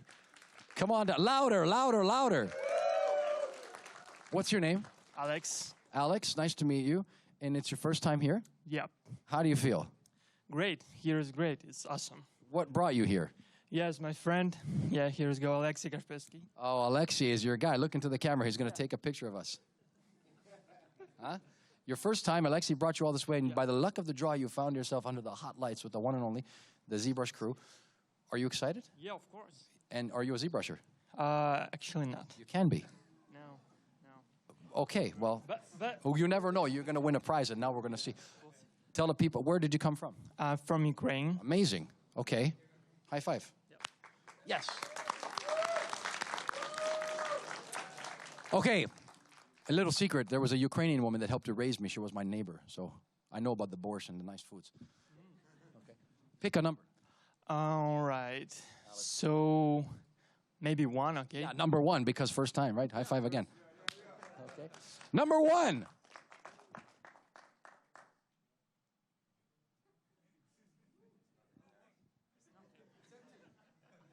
It's full of everything. The spinning wheel of doom. So, number one, here we are. How long was the flight? You had a good time? It's 5 hours from New York. 5 hours from New York City. Did you stop in New York and walk around a little bit? No, I'm here like... yeah. Would be nice. Yeah. No, but we're coming from Ukraine. Like, we're here like 3 months. So we're staying in New York, and then I arrive here to... Yeah. Are you ready for Saturday night? Of course. We're going to party, right? Yeah, of course I am. It's our first time. Okay. Are you involved in design and media at all, or? Yeah, I'm you see? the artist, yeah, but I'm mostly working like working on other things. Cinema 4D. Okay, that's great. Yeah. So and Houdini stuff. So okay, so mostly you're using Cinema 4D mostly. And what kind of work are you doing? Like maybe everything. Actually, sculpting Cinema 4D as well. It's a thing people do. Yeah. Yeah, sometimes. But advertising and media, is that what you're doing? Advertising, commercial? We're like working medical animation, so I do medical animation. Come here, this is amazing. All the ways, yeah, thank you. Okay. You know, I have to be honest with you. We're waiting on this situation to unfold for us, so it gives us a real great chance to get to know you. And what's one thing that you would say you're excited about here inside of this experience, coming all this way to the ZBrush Summit? Oh, look! Thanks for the heads up. You have a winner. Yeah. All access membership to the Jewelry Workshop. So you're going to do some ZBrushing after all. Yeah. Thank you. So much. Thank you. My pleasure. And make sure you give our friend a hug when you go back to the seats, okay? I will. Wave again. I will. We love you. We love you. Okay, there you go. Yeah, absolutely. That way. Sorry. That's not what I meant. Thank you. You get turned around here sometimes. Okay, guys, on behalf of myself, Louis Tucci, and the rest of the ZBrush team, we want to thank you for participating here in the 10th Anniversary ZBrush Summit. The day continues. Take a break for a little while. Johnstone is giving me the big thumbs up. We're all good. Take a break for a little while, and we'll be back with more stuff this afternoon, all right? And it's going to be chock full of good stuff for the next couple of days, so stay tuned. Thanks so much.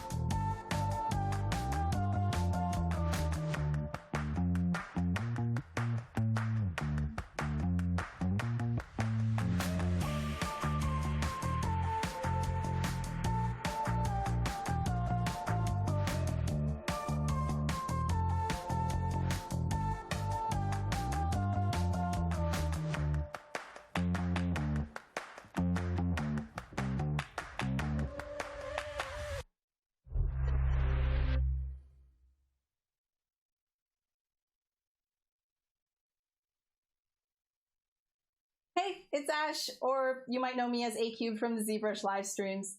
ZBrush in the community, though, has been fundamental in building my confidence as an artist and person over the years, as well as formative in my career.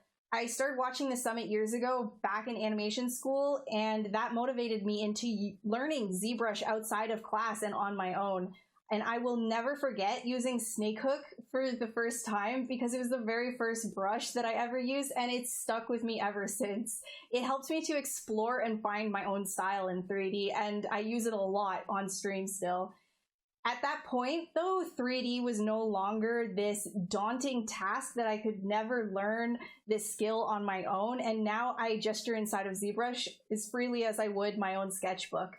Plus, it makes art even more fun for me, which is honestly, at the end of the day, what counts. Anyways, I wish I was there with everybody, and I hope you have a great rest of your summit. Cheers!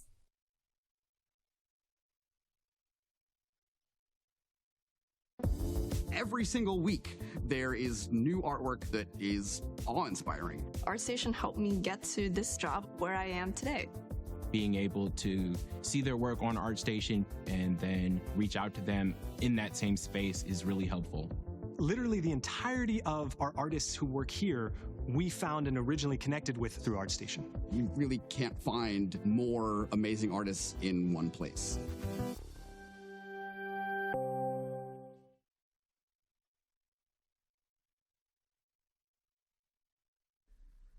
Hey ZB friends, my name is B.N. Vichanar. I am working currently in Technical Art Games India as art director. I've been using ZBrush for the past 16 years. For me, ZBrush is a digital gear which never dries, and it gives artists to take the creativity to next level. I believe ZBrush is not just a tool. It gives inner peace. It also gives wings to your creativity. It's always helped me to take my sculpt into very next level of sculpting. Today I'm here because of ZBrush. ZBrush has helped me to grow as an artist, and it has given me to reach out, different artists, different culture through my artwork. And I would like to thank ZBrush for this wonderful opportunity. Happy ZBrush Summit.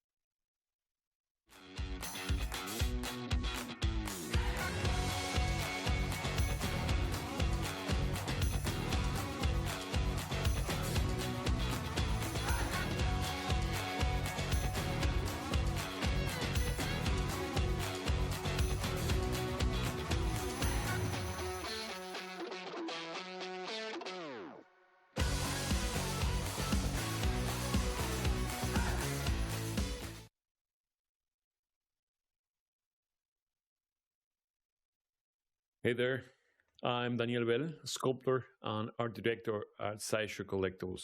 For more than 20 years of being a digital artist, ZBrush was always my first choice in terms of modeling and digital sculpting software. Its intuitive tools allow me to sculpt with precision and freedom because I can choose the way I want to approach my projects. From every single sketch to the most intricate creations, every detail, every texture took shape thanks to its incredible power. So basically, ZBrush has been an essential tool to bring my ideas to life in the digital world throughout all these years, all this artistic journey. Well, guys, I wish you a wonderful day and enjoy this ZBrush Summit 2023. See ya.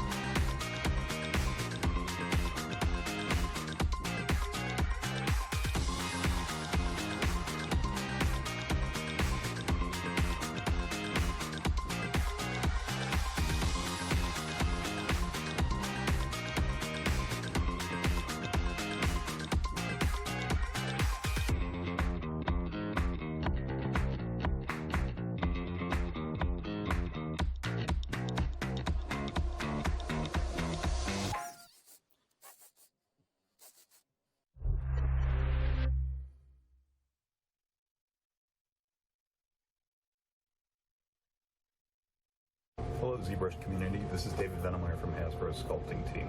Amongst other softwares, we've been sculpting in ZBrush for the past 16 years.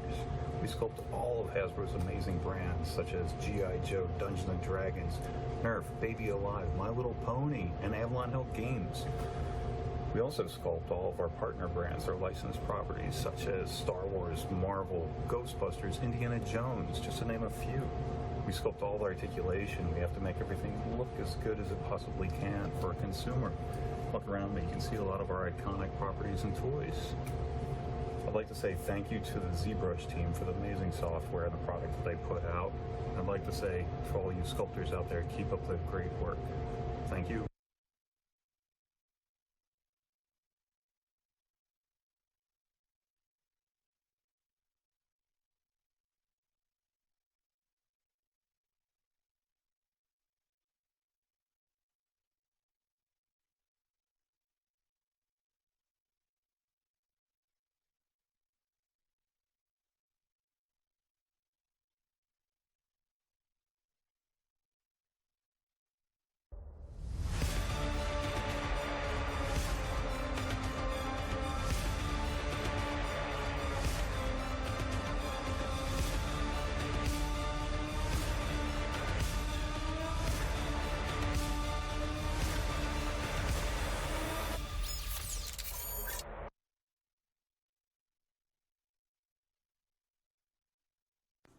everybody, Michael Pavlovich here. I've been using ZBrush since 2004, 2005, about a junior in college, I suppose. And the paradigm shift that happened for me back then was I was letting the software dictate how I created and how I designed. It was basically manipulating components, and where I put my edges and where I moved my verts was dictating what I ended up designing. And watching, way back then, watching someone create, I think it was a deep sea fish out of a sphere, where they weren't worried about where they cut an edge. They were just masking and pulling and creating scales and working on what was visually compelling about their creation process, rather than, again, letting that technical prowess get in the way and determine their design. And that's actually what I hold every piece of software ever since then to, that gold standard, that ZBrush standard of it's the artist first and foremost. It's creating something visually compelling as the most important thing you do, and lowering that barrier to entry and allowing that creation process to happen, that artistry to happen, rather than becoming mired in process.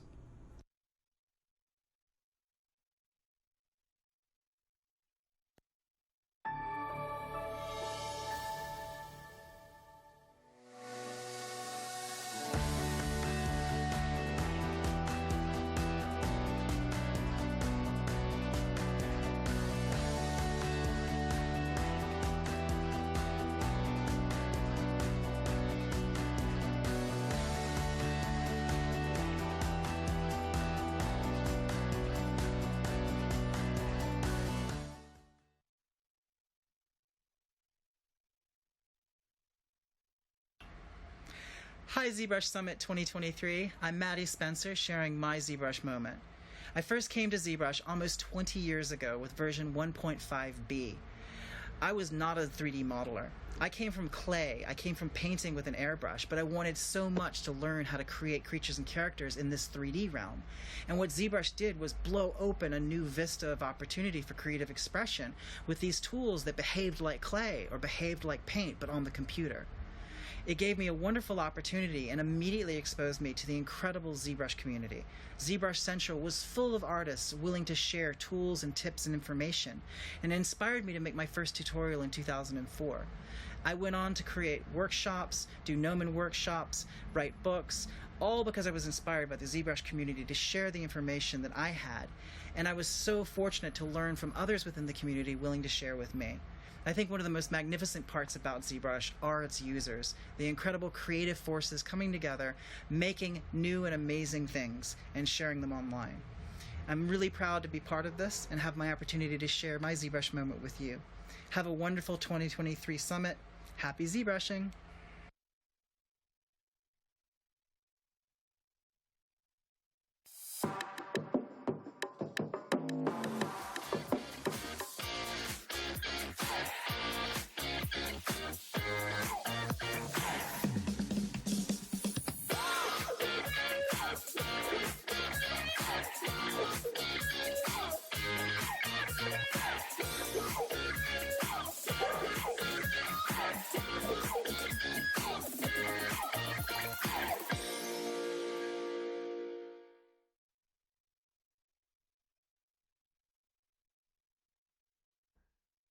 Hey, Shane Olson here.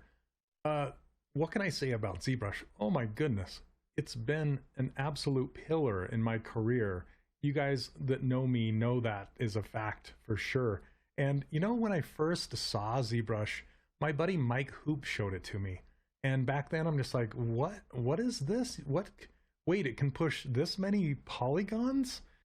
You know, I come from a world of polygon modeling, and when I saw this new program doing millions and millions of polygons, I'm just like, what in the world is this magic? How is it doing this? You know, fast forward to today, and I've built my career around ZBrush. It's unbelievable, unbelievable. If you would have told me that back then, I would have called you a liar, you know? And now I teach ZBrush to thousands and thousands of students. All I can say is thank you and huge, huge congratulations. Happy anniversary, everybody. And I really hope you enjoy the summit. Thanks for watching.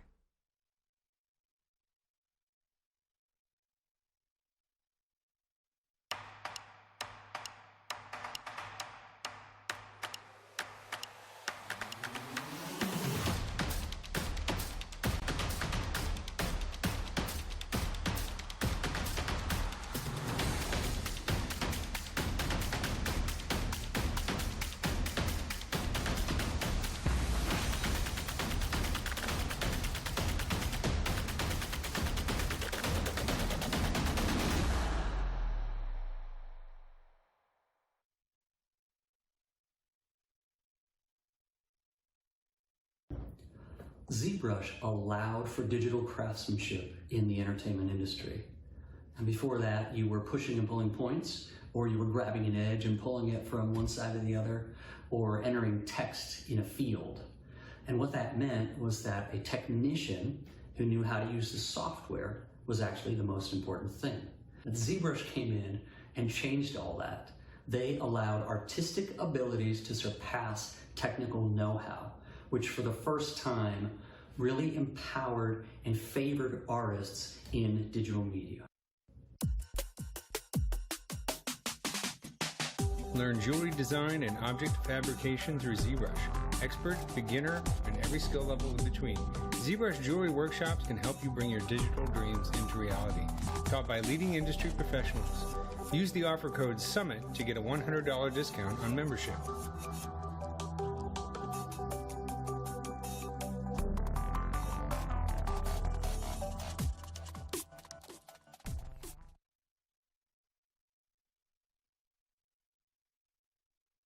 I wasn't like the prodigy of drawing. I was just looking at how to improve my art. So I started taking Gnomon classes. I was the youngest person in my term. I came out of high school, so I kind of had to have this mentality of, was I ready for Gnomon? Got the internship at Legacy Effects because they really liked the creature design work that I did. And then they hired me, and I was working there 4 years. As long as I'm doing character work, as long as I'm telling a story, that's really all that drives me.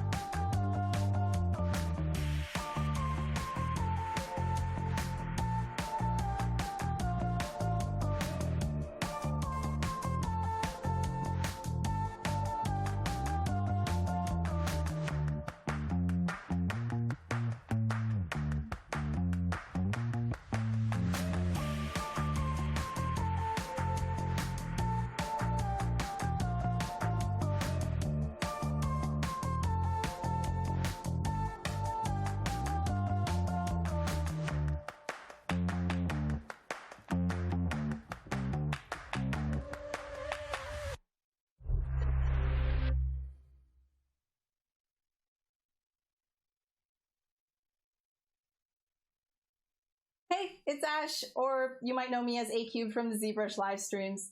ZBrush in the community, though, has been fundamental in building my confidence as an artist and person over the years, as well as formative in my career. I started watching the summit years ago back in animation school, and that motivated me into learning ZBrush outside of class and on my own.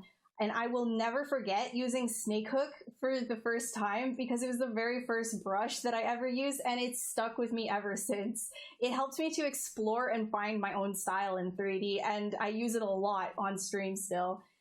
At that point, though, 3D was no longer this daunting task that I could never learn this skill on my own, and now I gesture inside of ZBrush as freely as I would my own sketchbook. Plus, it makes art even more fun for me, which is honestly, at the end of the day, what counts. Anyways, I wish I was there with everybody, and I hope you have a great rest of your summit. Cheers!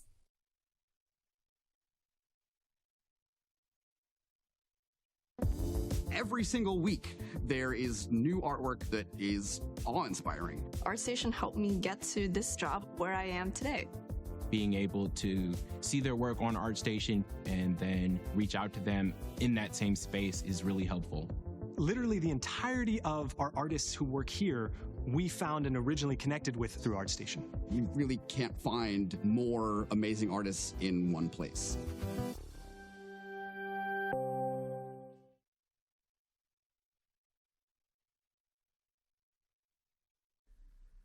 Hey ZB friends, my name is ZBrush. I am working currently in Technical Art Games India as art director. I've been using ZBrush for the past 16 years. For me, ZBrush is a digital gear which never dries, and it gives artists to take the creativity to next level. I believe ZBrush is not just a tool.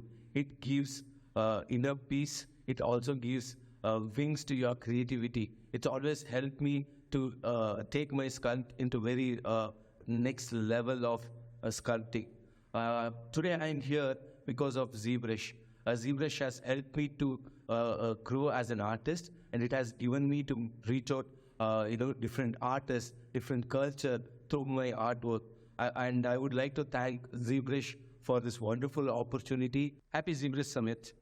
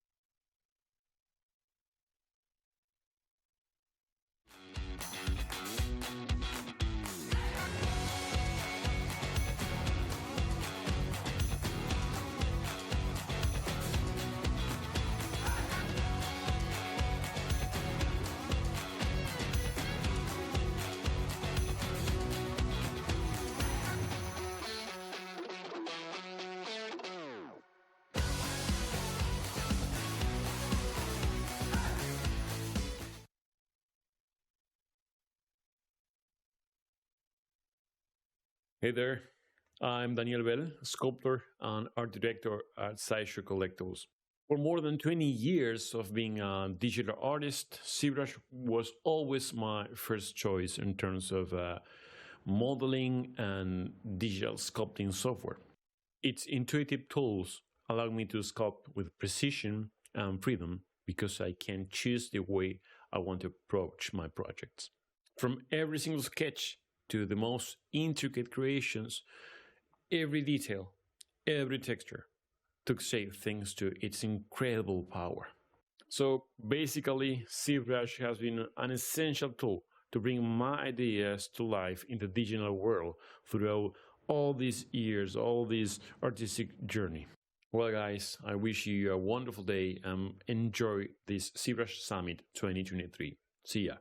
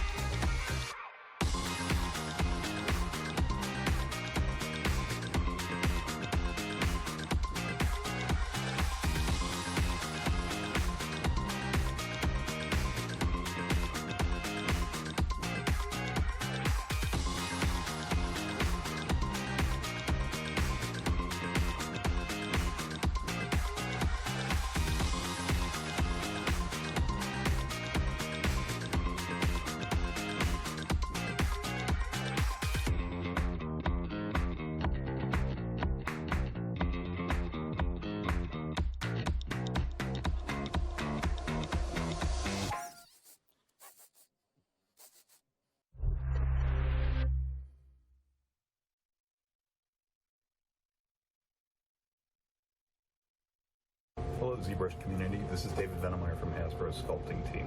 Amongst other softwares, we've been sculpting in ZBrush for the past 16 years. We sculpt all of Hasbro's amazing brands, such as G.I. Joe, Dungeons & Dragons, Nerf, Baby Alive, My Little Pony, and Avalon Hill Games. We also sculpt all of our partner brands, our licensed properties, such as Star Wars, Marvel, Ghostbusters, Indiana Jones, just to name a few. We sculpt all the articulation. We have to make everything look as good as it possibly can for a consumer. Look around me, you can see a lot of our iconic properties and toys. I'd like to say thank you to the ZBrush team for the amazing software and the product that they put out. I'd like to say, for all you sculptors out there, keep up the great work. Thank you.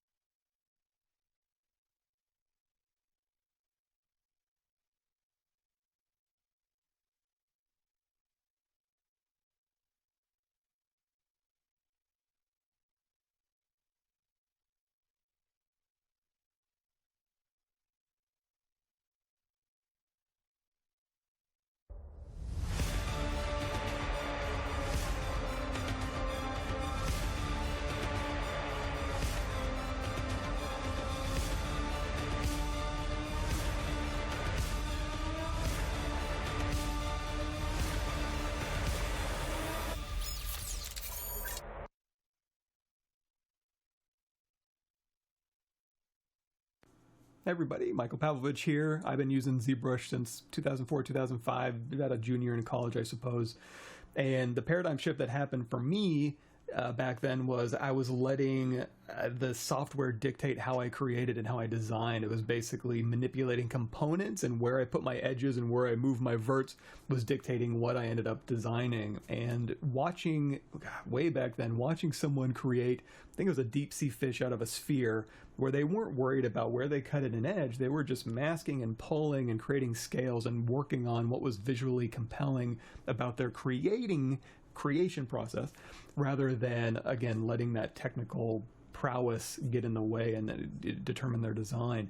And that's actually what I hold every piece of software ever since then to, that gold standard, that ZBrush standard of it's the artist first and foremost. It's creating something visually compelling as the most important thing you do, and lowering that barrier to entry and allowing that creation process to happen, that artistry to happen, rather than becoming mired in process.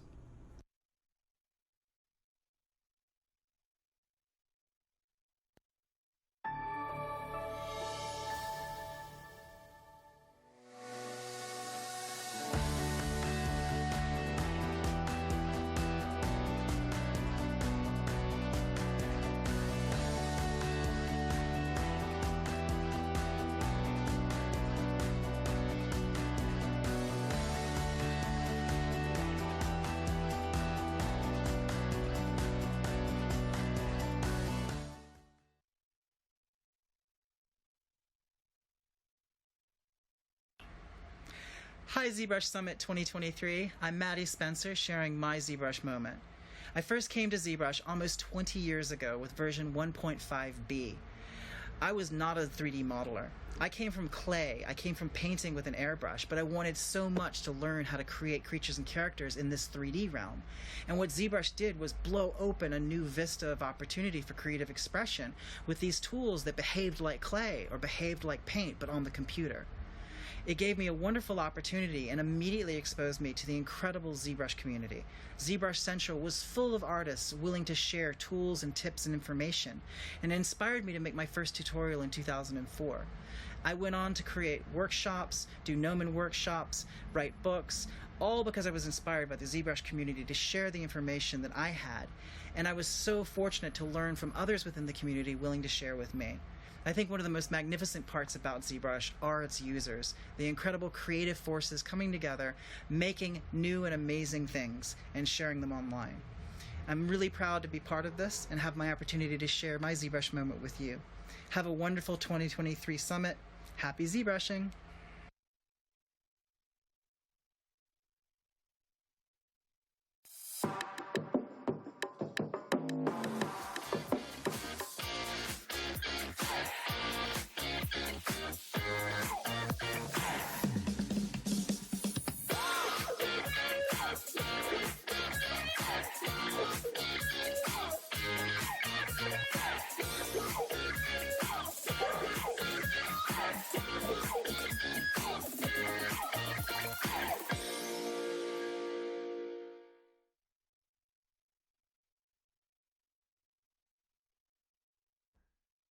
Hey, Shane Olson here.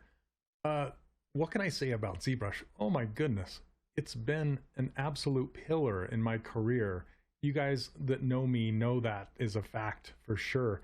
And you know, when I first saw ZBrush, my buddy Mike Hoop showed it to me. And back then I'm just like, what is this? Wait, it can push this many polygons? You know, I come from a world of polygon modeling, and when I saw this new program doing millions and millions of polygons, I'm just like, what in the world is this magic? How is it doing this? You know, fast forward to today, and I've built my career around ZBrush. It's unbelievable, unbelievable. If you would have told me that back then, I would have called you a liar, you know? And now I teach ZBrush to thousands and thousands of students. All I can say is thank you and huge, huge congratulations. Happy anniversary, everybody. And I really hope you enjoy the summit. Thanks for watching.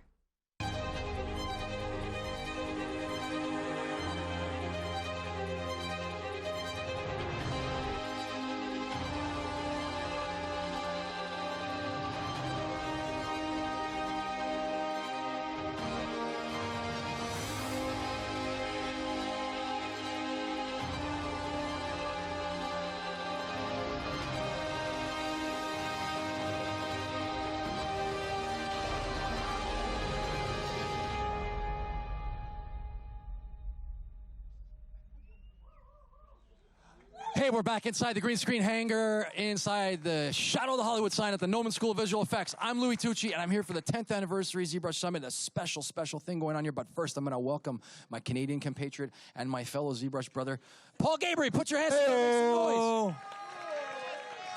Wow. I finally got invited. I finally got invited to this thing. It's great. Thanks for having me. Feels so good. Okay. Reunited. Let me ask you a question. And it feels so good. A lot of people want to know, you've escaped the clutches. They were talking this morning. It looks like you've escaped the clutches of the nefarious coyote. How do you feel being here back for the 10th anniversary in front of the live studio audience? I tell you, I feel tickly. You know, it's exciting. I'm enjoying. The coyote's here. No. You got to be careful with him. What? This is Louis Tucci. I don't know what you're talking about. Oh, here we go. This guy. I don't know if you saw the videos. The Peter Sellers of been 5 characters in the last 3 days. I don't think he knows that he is Louis Tucci still right now. Many faces. Hey, so you've outdone yourself yet again because... I didn't do anything. Well, we've outdone ourselves yet again because if you look over the shoulder, I'm going to let you bring these guys in, but I want to give you a high five. I was tall enough to do it. You know. Are you excited? What's the thing that stands out for you real quick about the 10th anniversary so far? Actually, just good to be back in person. Everything going on. We got a lot of stuff going on outside too. The scan trucks. Don't forget to get scanned. Right? Go get scanned while you can. Eh? Look at that. The Canadians kicking in. Too. It's kicking in. Free scans out there. The 3D printers going off in there. We're giving away 3D printers too. Look at this. All of our sponsors we got 20% off your Maxon one-year subscription or ZBrush subscription right now too. So we got a lot going on. Okay. A lot going on. So you know what I'm going to do? Let's move on. I'm going to step away. I'm going to let you introduce this crew of people. He's going to be your guy. I'm walking away. Sorry about that. You know I love you. Sorry about that. It's fine. Don't be sorry. You know I love you. How about make some noise and lead him in? Give Let's go. Louis a noise.